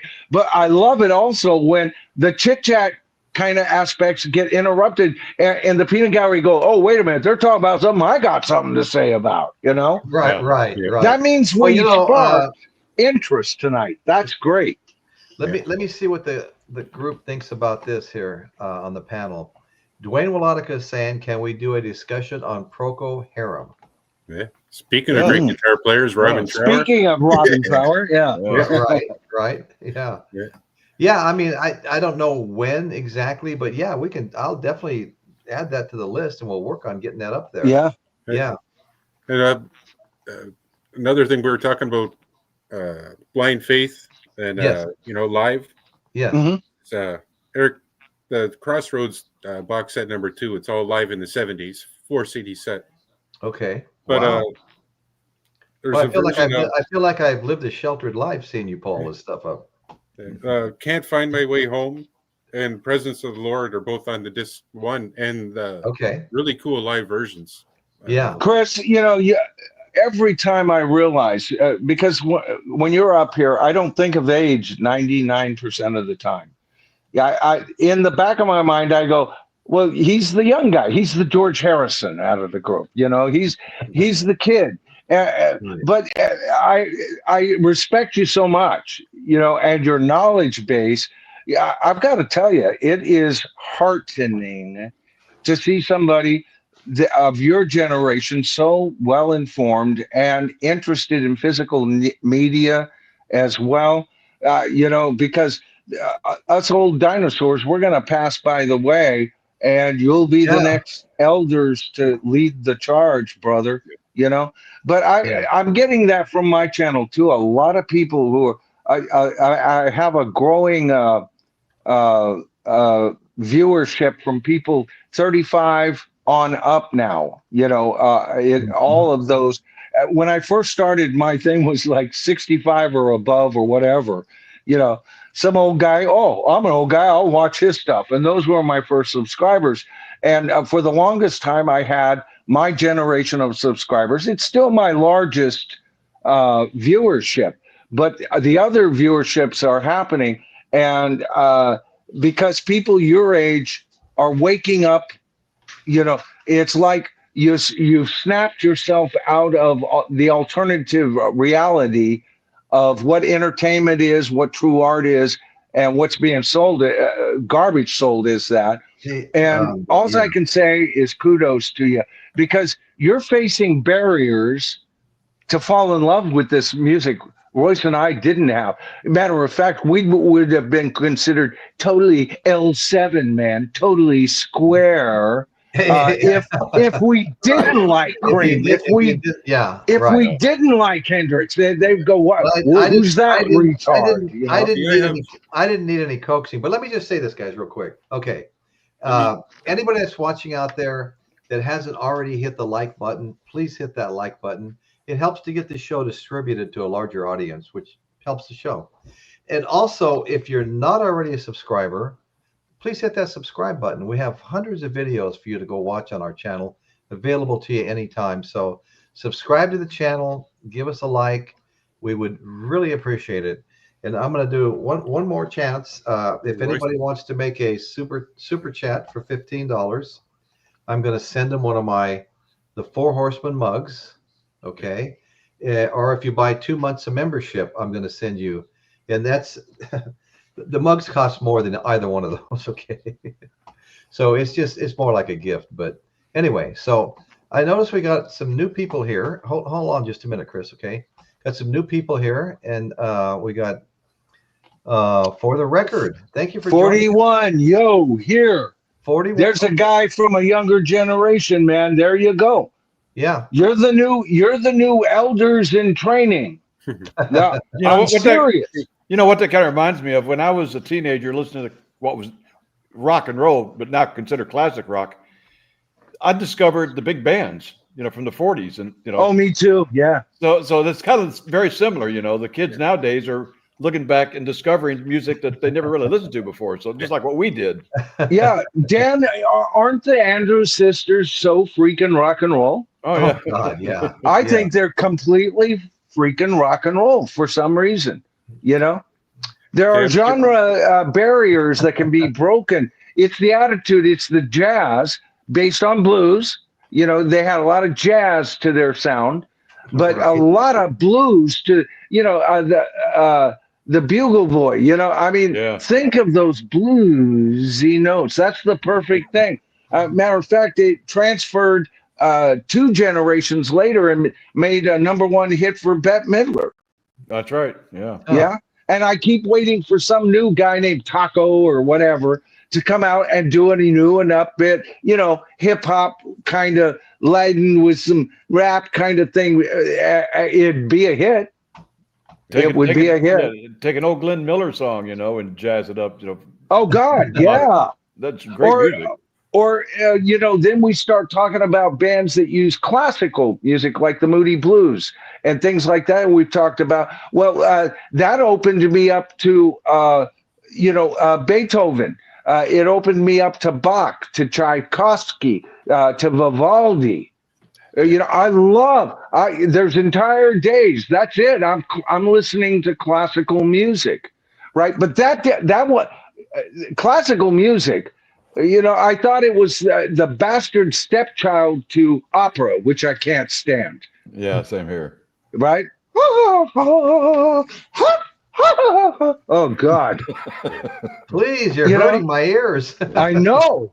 But if you like opera, and I like the opera concept, but Mozart, love his piano concertos, hate his operas, and he's probably my first favorite. It'd be between him and what's his name? The guy that people say he's the great grandfather of heavy metal music. The Mozart? Fugue in D minor. No. I've got Brahms in my head, and it's not him. It's not Beethoven, but it's the guy. Yeah. Who? Mozart? Nope. I just mentioned him like a minute ago. But anyway, and then I started, liking Deep Purple, and they had all that stuff. So that opened me up to him, and I go, well, shit, he was doing Deep Purple 100 years before Deep Purple was doing it. Yeah. Everything is connected. I do agree with the Rock and Roll Hall of Fame's new mantra on that, but everything ain't rock and roll, dumb shits. Okay, Right. I'm going to cut in here and go back a bit. I want to reply to what you were saying, Michael. And for first thing is the respect is mutual, let me tell you, for all of you guys. Oh, thank you, Chris. And for that means a and the lot chat. coming from you, because I mean it. Royce knows this about me, because Royce knows me better than the other two of you do, because we do a lot of in between chit chats, long messages, right? But I say what's on my fucking mind. Sorry, Same here. obviously. You most And certainly do. if I tell you I like you, if I tell you I respect you, it comes from the heart every time. And there's no freaking lie involved. It's just a fact. You impress me, young man. One person was talking to me to another older person who I really respect, and I overheard him say, that young Michael, I was about 27, right? He has an interesting mind. And I felt so humbled by that an older person, they were in their 60s, thought this dumb shit, knew something, but I always have, since I was a young man, thought beyond the end of my nose. I didn't bump into any wisdom that I have, and you have to work at it at a young age. You, sir, are one that has traveled the same road. I recognize a kindred spirit. Well, I had the advantage of being brought up on it. I was probably listening to rock and roll while I was still swimming in my daddy. I mean, yeah, like it's like good parent. Good. Nature. The man has pedigree, Royce. That's right. I know. Well, he got to see Led Zeppelin on the '72 tour, the Lucky Bugger. So. Oh man, you know what I just realized, Royce? Wow. You know what? Chris is the Jason Bonham of the Four Horsemen. he's got the same kind of pedigree, right? Right. No, just I love that. I growing up in the '80s and that, because I was born in '78. I'm 47 years old. Okay. But like in the '80s, I remember listening to all the music, like the rock and roll, my uncle's music collection, my dad's, and everything. Yeah. But at the same time, I remember listening to a lot of that '80s pop, like that stuff, like Tone Loc, and MC Hammer, and all that, Wild Thing from Tone Loc, and just all of that stuff. Yeah. And then you mix in, heaven forbid anybody hears I say this, but I'm going to. Even New Kids on the Block, I liked some of their stuff at first, but there was always the underlying rock and roll all the time. And or when CKLW, I know I mentioned that station a bunch of times, they used to play all the top 40 hits. They made Motown, they made Alice Cooper, Elton John. I'm eventually going to make a video about Rosalie Tremblay, and it'll incorporate a lot of CKLW with it. But anyhow, you know what, Chris? Right now, Caitlin's probably in the audience going, Michael just kept a straight face when Chris mentioned New Kids on the Block. Well, that. Yeah. Then also, I mean, everybody's got their own thing. I know she loves New Kids on the Block. I know a lot of people in your generation did. I just never got it. Maybe I aged out at that point. I have some respect for a couple of the members and their story, but it was not, to me, they were the death knell, that type of act, the Britney Spears, New Kids on the Block, not just Bieber. There was a whole bunch of them. Justin Bieber, thank you. They were the death knell of rock in the early 2000s, and I just hated them. I saw them as an enemy, and you know what? I got to tell you, whether you like them or not, I'm not saying there's no talent there. I said, in my own defense, I'm going to cut you off, Michael. Sorry. Yeah, go ahead. Go ahead. In my own defense, I went through a period where I liked all that stuff. Right. And you know what? There's a song or two of theirs I still respect, and I wouldn't necessarily turn it off right away on the radio. Right. Songs I would. I used to like the Partridge Family. Yeah. But see, I think I Love You is a wonderful song. I like the Partridge Family. I want to say to George Pita, he's mentioning Joe Satriani. He's a guitar player. I had Surfing with the Aliens, and once again, Joe Satriani is one of the guys I saw live playing at Experience Hendrix. So I'm not in the Rock and Roll Hall of Fame. Yeah. Not in. I mean, Satriani would be in many people's top 10 list easily, and a lot of people's top 5. That he's got a major fan base. I have mad respect for him. All right, he'd be in my top 20, and he's not in the freaking Rock and Roll Hall of Fame. But we got Missy Elliott. Boy, thank God for that. We got Missy Elliott. I feel like I'm in the presence of the Lord. Which reminds me, what a wonderful song that is. off the Hey. Blind Faith album. One more time, I want to say to everybody, please hit that like button. The thumbs up button helps the show get spread to a wider audience. And if you're not already a subscriber, do me a proper, hit that subscribe button, the notification bell. You'll get a one-time notification when the next show's come on. Go ahead, Chris. And you know what? 8 people responded since you made your last thing. We're up to 39.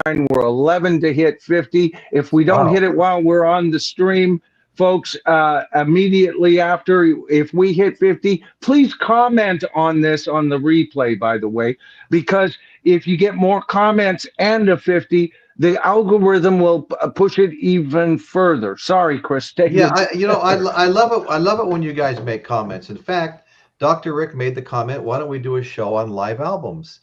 That's great. I mean, I love it. As a reminder, if you guys got suggestions like that, put it in the comments, That would be a fun freaking stream. Or even if it does get written down and misplaced, at least you've got 2 great ideas here tonight, Royce. Yeah. I've recently covered top 10 guitars on my channel, but it's been a ton of time. This is the first time the panels had a kind of open discussion about it, and we barely have scratched the surface. Right. And also, what was the last suggestion you just said? Well, it was live albums. The live albums. I'd be just as stoked to do that one too. Right. And then Procol Harum was brought up as a show, Yeah. like we did Blind Faith tonight. Anyway, guys, any closing comments here, guys? I'll just quickly. I'm going to finish. Go ahead. I've been trying to, but We've all been trying to. After the 80s and all that stuff I was telling you about, and then it rolled into the 90s. I mean, my first major concert was Eric Clapton on the tour right after Unplugged, and just after his kid died, and he started doing his regular tours. I had seen that, and then I saw Robert Plant on the Fate of Nations tour. Then I saw the Green Page and Plant tours, and then I seen Van Halen, Rush, all that stuff in the 90s, and then into the 2000s and on, and then all the grunge and all that stuff. Like I have epilepsy, and then in the 90s and early 2000s, I was living on my own, and let's just say I was off the rails. I was having seizures almost every night, and I was in a really dark Sorry way. to hear that, brother. So I jumped into my music collection, and all the classic rock, and then a lot of the grunge and stuff that I'm listening to nowadays. I don't always get why I liked it so much, but just stuff that would get into my head and take it away from all the other stuff. Yeah. So with all of that combined, my music collection, if you were to look at it, and a lot of it is because of, like you said, Royce, you get a bunch that you wouldn't necessarily buy, but it's part of your collection. Right. But there's so much stuff like I'm looking at a Sting, and next to Barbra Streisand, next to Styx, and then on the other one I got Rush, Santana, Kenny Rogers. It's such a wide variety of music, and not necessarily stuff that I bought, except for in chunks. But if you can't like so much different music, forget it. You might as well put yourself in a jukebox, lock yourself in a closet, and live your life. I mean, I've always said I love good pop. Yeah, I love good pop. And here in Windsor at the casino, maybe I'll do that one day. I got a pile of ticket stubs like this just from the last 8 years since I met my girlfriend, and we were going to the casino all the time to see concerts. Right. Like, but all those bands you mentioned. Pardon? Go ahead. I was going to say all those bands that you mentioned there that when you started kind of coming to life in the 90s, right? Yeah. Boy, I couldn't have thought of a much better list to cast a spell to turn you into a classic rock fan. Man, Robert Plant. Oh. Yeah. And at his height, Fate of Nations, it would be either Now and Zen or Fate of Nations. That's my favorite Robert Plant album. I usually think Now and Zen, but then I started listening to the Fate of Nations albums after I said that, I think on this stream, and I'm going, but is Now and Zen his best album? It's a great album, but all those albums are great, Chris, and you got to see him not at his like prippy prime, but like at it's his Paul McCartney and Wings era, you know? I mean, him coming from Led Zeppelin to, hi, I'm now the new solo album, Principle of Moments, I have arrived. It's kind of like his Paul McCartney and Wings era to me. And I love Paul McCartney and Wings. He wasn't afraid of falling down on his face. He'd just get back up too. That's one thing. Oh yeah. But, and he still had a whole lot of his chops, top of his voice and everything. I mean, not like Led Zeppelin top, but he was still capable of, a 10-minute, at whatever level he could do, Well, when I saw that, it was at the Fox Theater in Detroit. There was a bar right next door to it, and if we had reservations, we couldn't have timed it any better. No, you couldn't have. I was just turned 17. Wow. So we go in there. My uncle has me sit with my back to the bar, and he goes, "Sit here and look 21." Okay. So he goes up to the bar, gets a couple of beers. Everybody had a beer, and he goes, "Okay, now you order. You order the next round." I go, "What?" He goes, "You got a beer in front of me. Nobody's going to say anything." So, okay. So that was my introduction to my first time drinking in Detroit and going to see Robert play. Damn straight. What's wrong with that? The French feed wine to their children. Let's do it, man. Right. Well, you can drink legally at 19 here in Canada anyway. So. Oh, could you? Yeah. All right. Now, I'm not familiar with that. And that's another thing. I love the fact that you're from Canada because we can claim international membership on the Four Horsemen here. You've got two different countries, two of us in California, one of us in Texas, and one of us in Canada, for God's sake. What else are you not entertained, people? Right. Wow. I used to go to concerts all the time with my uncle when in my teens, all the way through, like the Zeppelin poster behind me, that Who poster I showed off a couple of weeks ago. Well, I was so into music at that time. My uncle gave me both of those posters when I was 12 years old. I was already that deep into Zeppelin and the Who and the Stones and Hendrix and Bob Dylan, Janis Joplin, Simon and Garfunkel. A little bit of that soft side. Like CSX. I don't know if they still do it or not. I haven't listened forever, but they used to have. It was Sunday morning over Easy.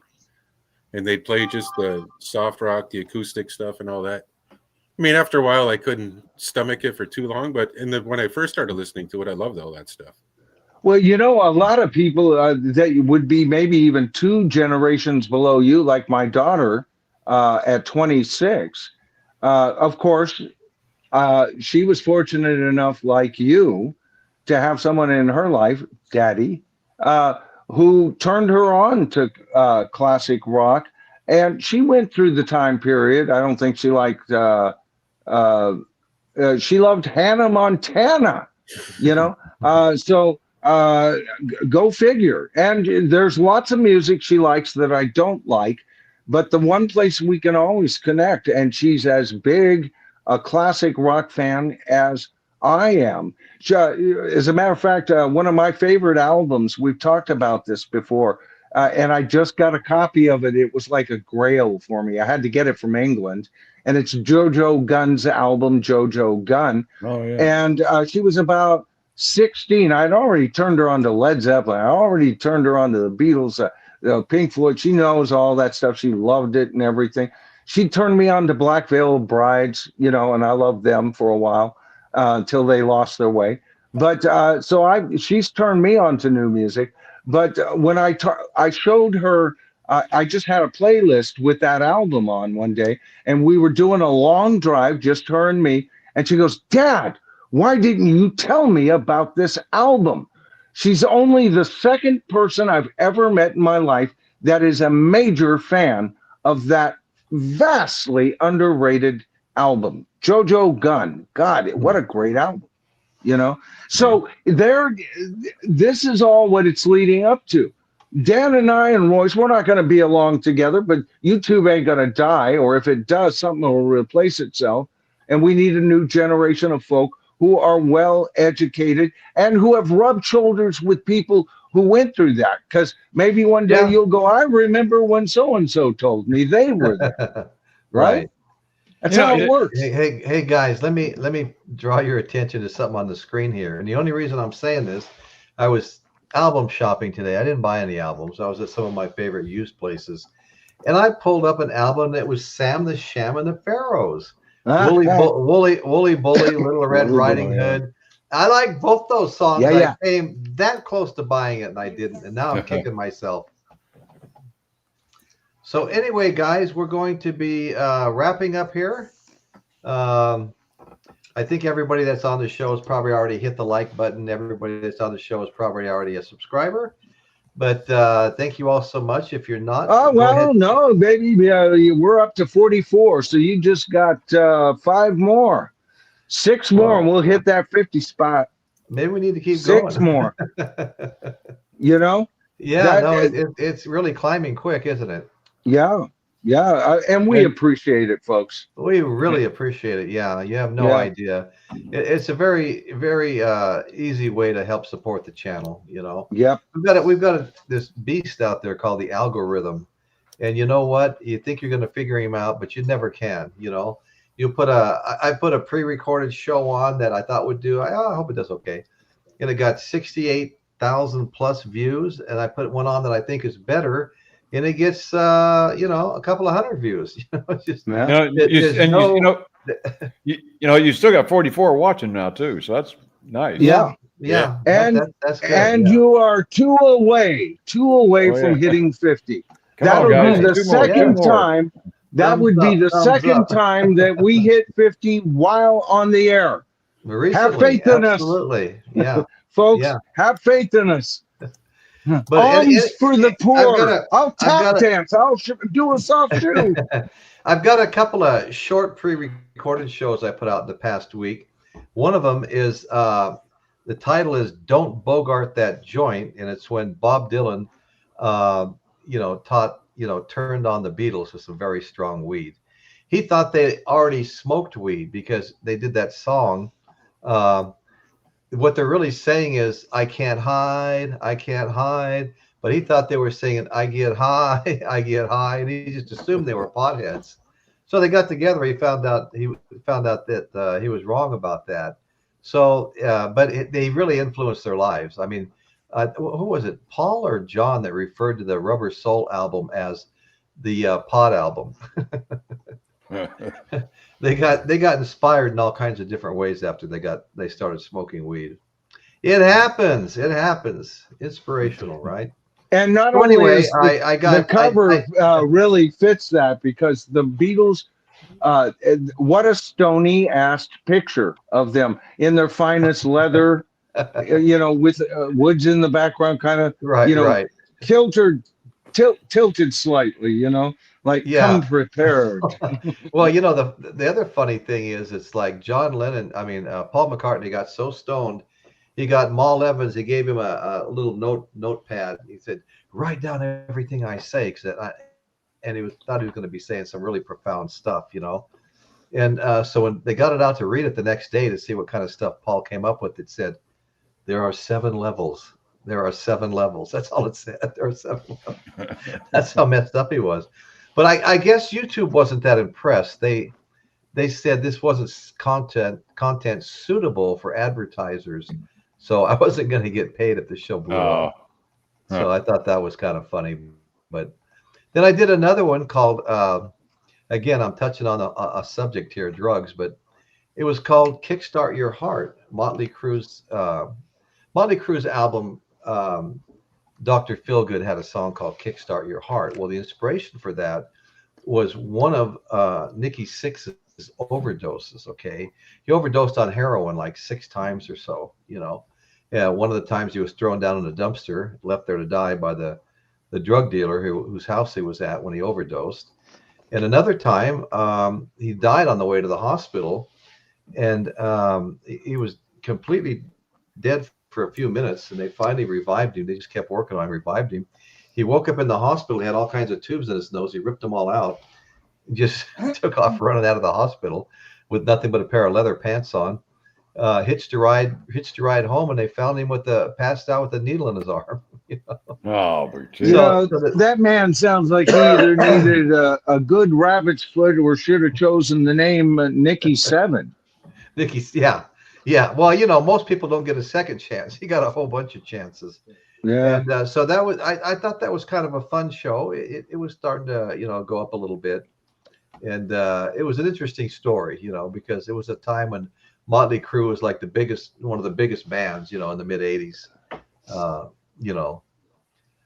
And so anyway, so I've been putting out a little bit more of that, but I also want to mention, you know, I have a membership, everybody. Need one more. I just added 9. Thank you. I just added 9 new videos to my membership only videos. So you can spend a couple hours there watching some fun short videos, and I'm going to be adding more. And I'm going to start finding the time. Shouldn't be that hard. I get up at 4:30 every morning or so. Finding the time to make some more pre-recordeds, like the 2 I was just talking about. You know, Bob Dylan turning the Beatles onto weed, and the moral of that story. I said, "Is there a moral to the story?" Yes, there is. Don't bogart that joint, my friend. Pass it over to me. And I was accusing Ringo of being a bogart because John Lennon nominated Ringo to be the official taster, to smoke the first joint Bob Dylan rolled up. But he didn't pass it around. He didn't like take a hit and pass it. He smoked the whole damn thing. So I said, man, Ringo, what a bogart you are. Which is kind well, of you know, as far as he's concerned, I mean, he knew it was something special, but it was a damn cigarette. You don't go passing a cigarette around. All right, we hit 50. Oh, we got 50. Thank you all so much, everybody. Thank you. Absolutely fantastic. My last call, if anybody out there is not a subscriber yet, please hit that on-screen subscribe button. And if you hit the notification bell that pops up with it, you'll get a one-time notification when a new show's coming on. So thanks a lot, guys. And I've urged everybody in the tribe to please do so. I keep mentioning that, you know, I spend so much time over here and feel so welcomed, you know. And I think we had one of our better streams tonight. We had a little humor. It was fun. A lot of info. It was fun. Yeah. I agree. You know, you're mentioning how YouTube, you know, wouldn't monetize one of your programs because of the content. Well, right. I've got a private channel, YouTube channel as well. Okay. And I got a notice the other day that one of my videos would not be broadcast in certain countries. Yeah, I've had those too. And you know what it was about? No. Well, the other day I went to I got twin grandkids. They're in kindergarten, and they had a Thanksgiving Day performance for us. And I recorded a performance, and they were doing the turkey trot dance. And I got a hit on that. They said, no, we can't let you, you know, it's not a copyright strike, but they won't broadcast it in certain countries because somebody claimed that song is theirs. Like, you be kidding. These are kindergarten kids doing the turkey trot thing, you know? That's so crazy. Hey, listen, somebody's asking a question here. It's Matthewzilla 3. Are y'all hip enough? Now, we're hip, okay? Now, we don't know if we're hip enough for this, but we're hip. Are y'all hip enough to know about Billy Strings? I've heard of Billy Strings. I don't have any Billy Strings music, but I've heard of him. And hopefully Trey and the band Mo, Disco Biscuits, live stuff, not studio as muck to check out. Well, that's interesting. Could any chance you could leave that in the comments so I can go look all this stuff up? Because I'd like to check it out. I've heard of Billy Strings. I'm not familiar with the others, but I'd be willing to look it up too. Yeah, same here. You can always learn, brother. Yeah, always learn. So thanks for bringing that up. I appreciate it. Okay, Dwayne Wolotica, this was a great live stream. Well, thank you, Dwayne, and you are part of what made it great. You are part of what made it great. Matter of fact, it was the peanut gallery tonight that changed the complexion of the stream. Yeah. And really, Royce, you had over 40 people at one point late in the stream. When was the last time that happened?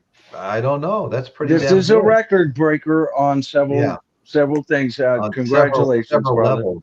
Right. Regardless of how this stream plays in the future, and I'm hoping it'll get a lot more views. But Yeah. I'm going to tell you, if it got not a single other view, tonight was a success. Yeah. Well, thanks. Thank you, guys. Yeah. Thanks, everybody. Thanks, everybody in the chat. You know, for every person in the chat, there's probably 3 people not in the chat that are watching that just, for whatever reason, don't care to be in the chat. You know, it's not for everybody. Some people think it's a little clicky and whatever, but, you know, don't feel that way about it. Jump in here. Everybody will say hi to you. And the vast majority of the folks that are making comments are very gentle people and welcoming people. Yeah, you know, within 20 minutes, of being on one of our chats, you're gonna feel like you've been there your whole life. I mean, these are friendly groups. We wouldn't have it any other way. Royce, if you extend the stream long enough, we'll always hit 50 likes. Yeah. Well, we started 3 days ago. We still need 2 more. Right. Piccolina has 3 videos not allowed in certain countries. Piccolina's cat has. Oh man, that's crazy. Oh my God. That's crazy. Okay, I am one of us. Hey, good to see you, brother. Good to see you, man. Thanks for being here. It is good to see you, brother. Yeah. Totally. Clickety clack. I had a friend that was so skinny, it was kind of a joke. People referred to him as clickety clack, like you could hear his bones when he walked. You know, clickety clack.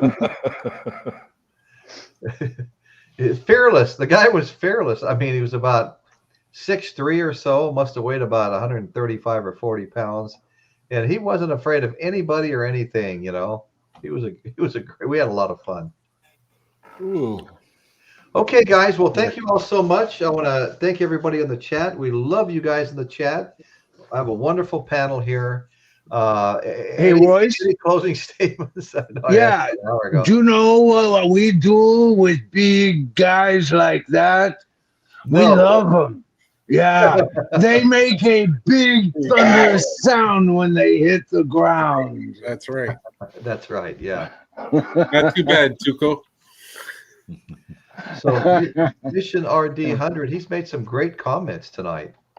One of my favorite Westerns, but I choose Outlaw Josie Wales slightly over it, but that's a close second. Yeah, I heard you talking about that the other day, and that is a great movie. I've got the spaghetti Westerns on tape, stuff like that. Well, Outlaw is more of an American Western. You know what it is it's a guy who loses everything, does desperate things as a result. He lost everything in the Confederate War. And through no fault of his own, you know, he becomes the most deadliest pistolier known to man. And everybody's hunting him down, and he don't give a shit because he'll just gun them down as they come. He goes where he wants, and he accidentally meets this damn engine. And then the engine came with this squaw. I know I'm using information. I'm using terms that are PC, not PC.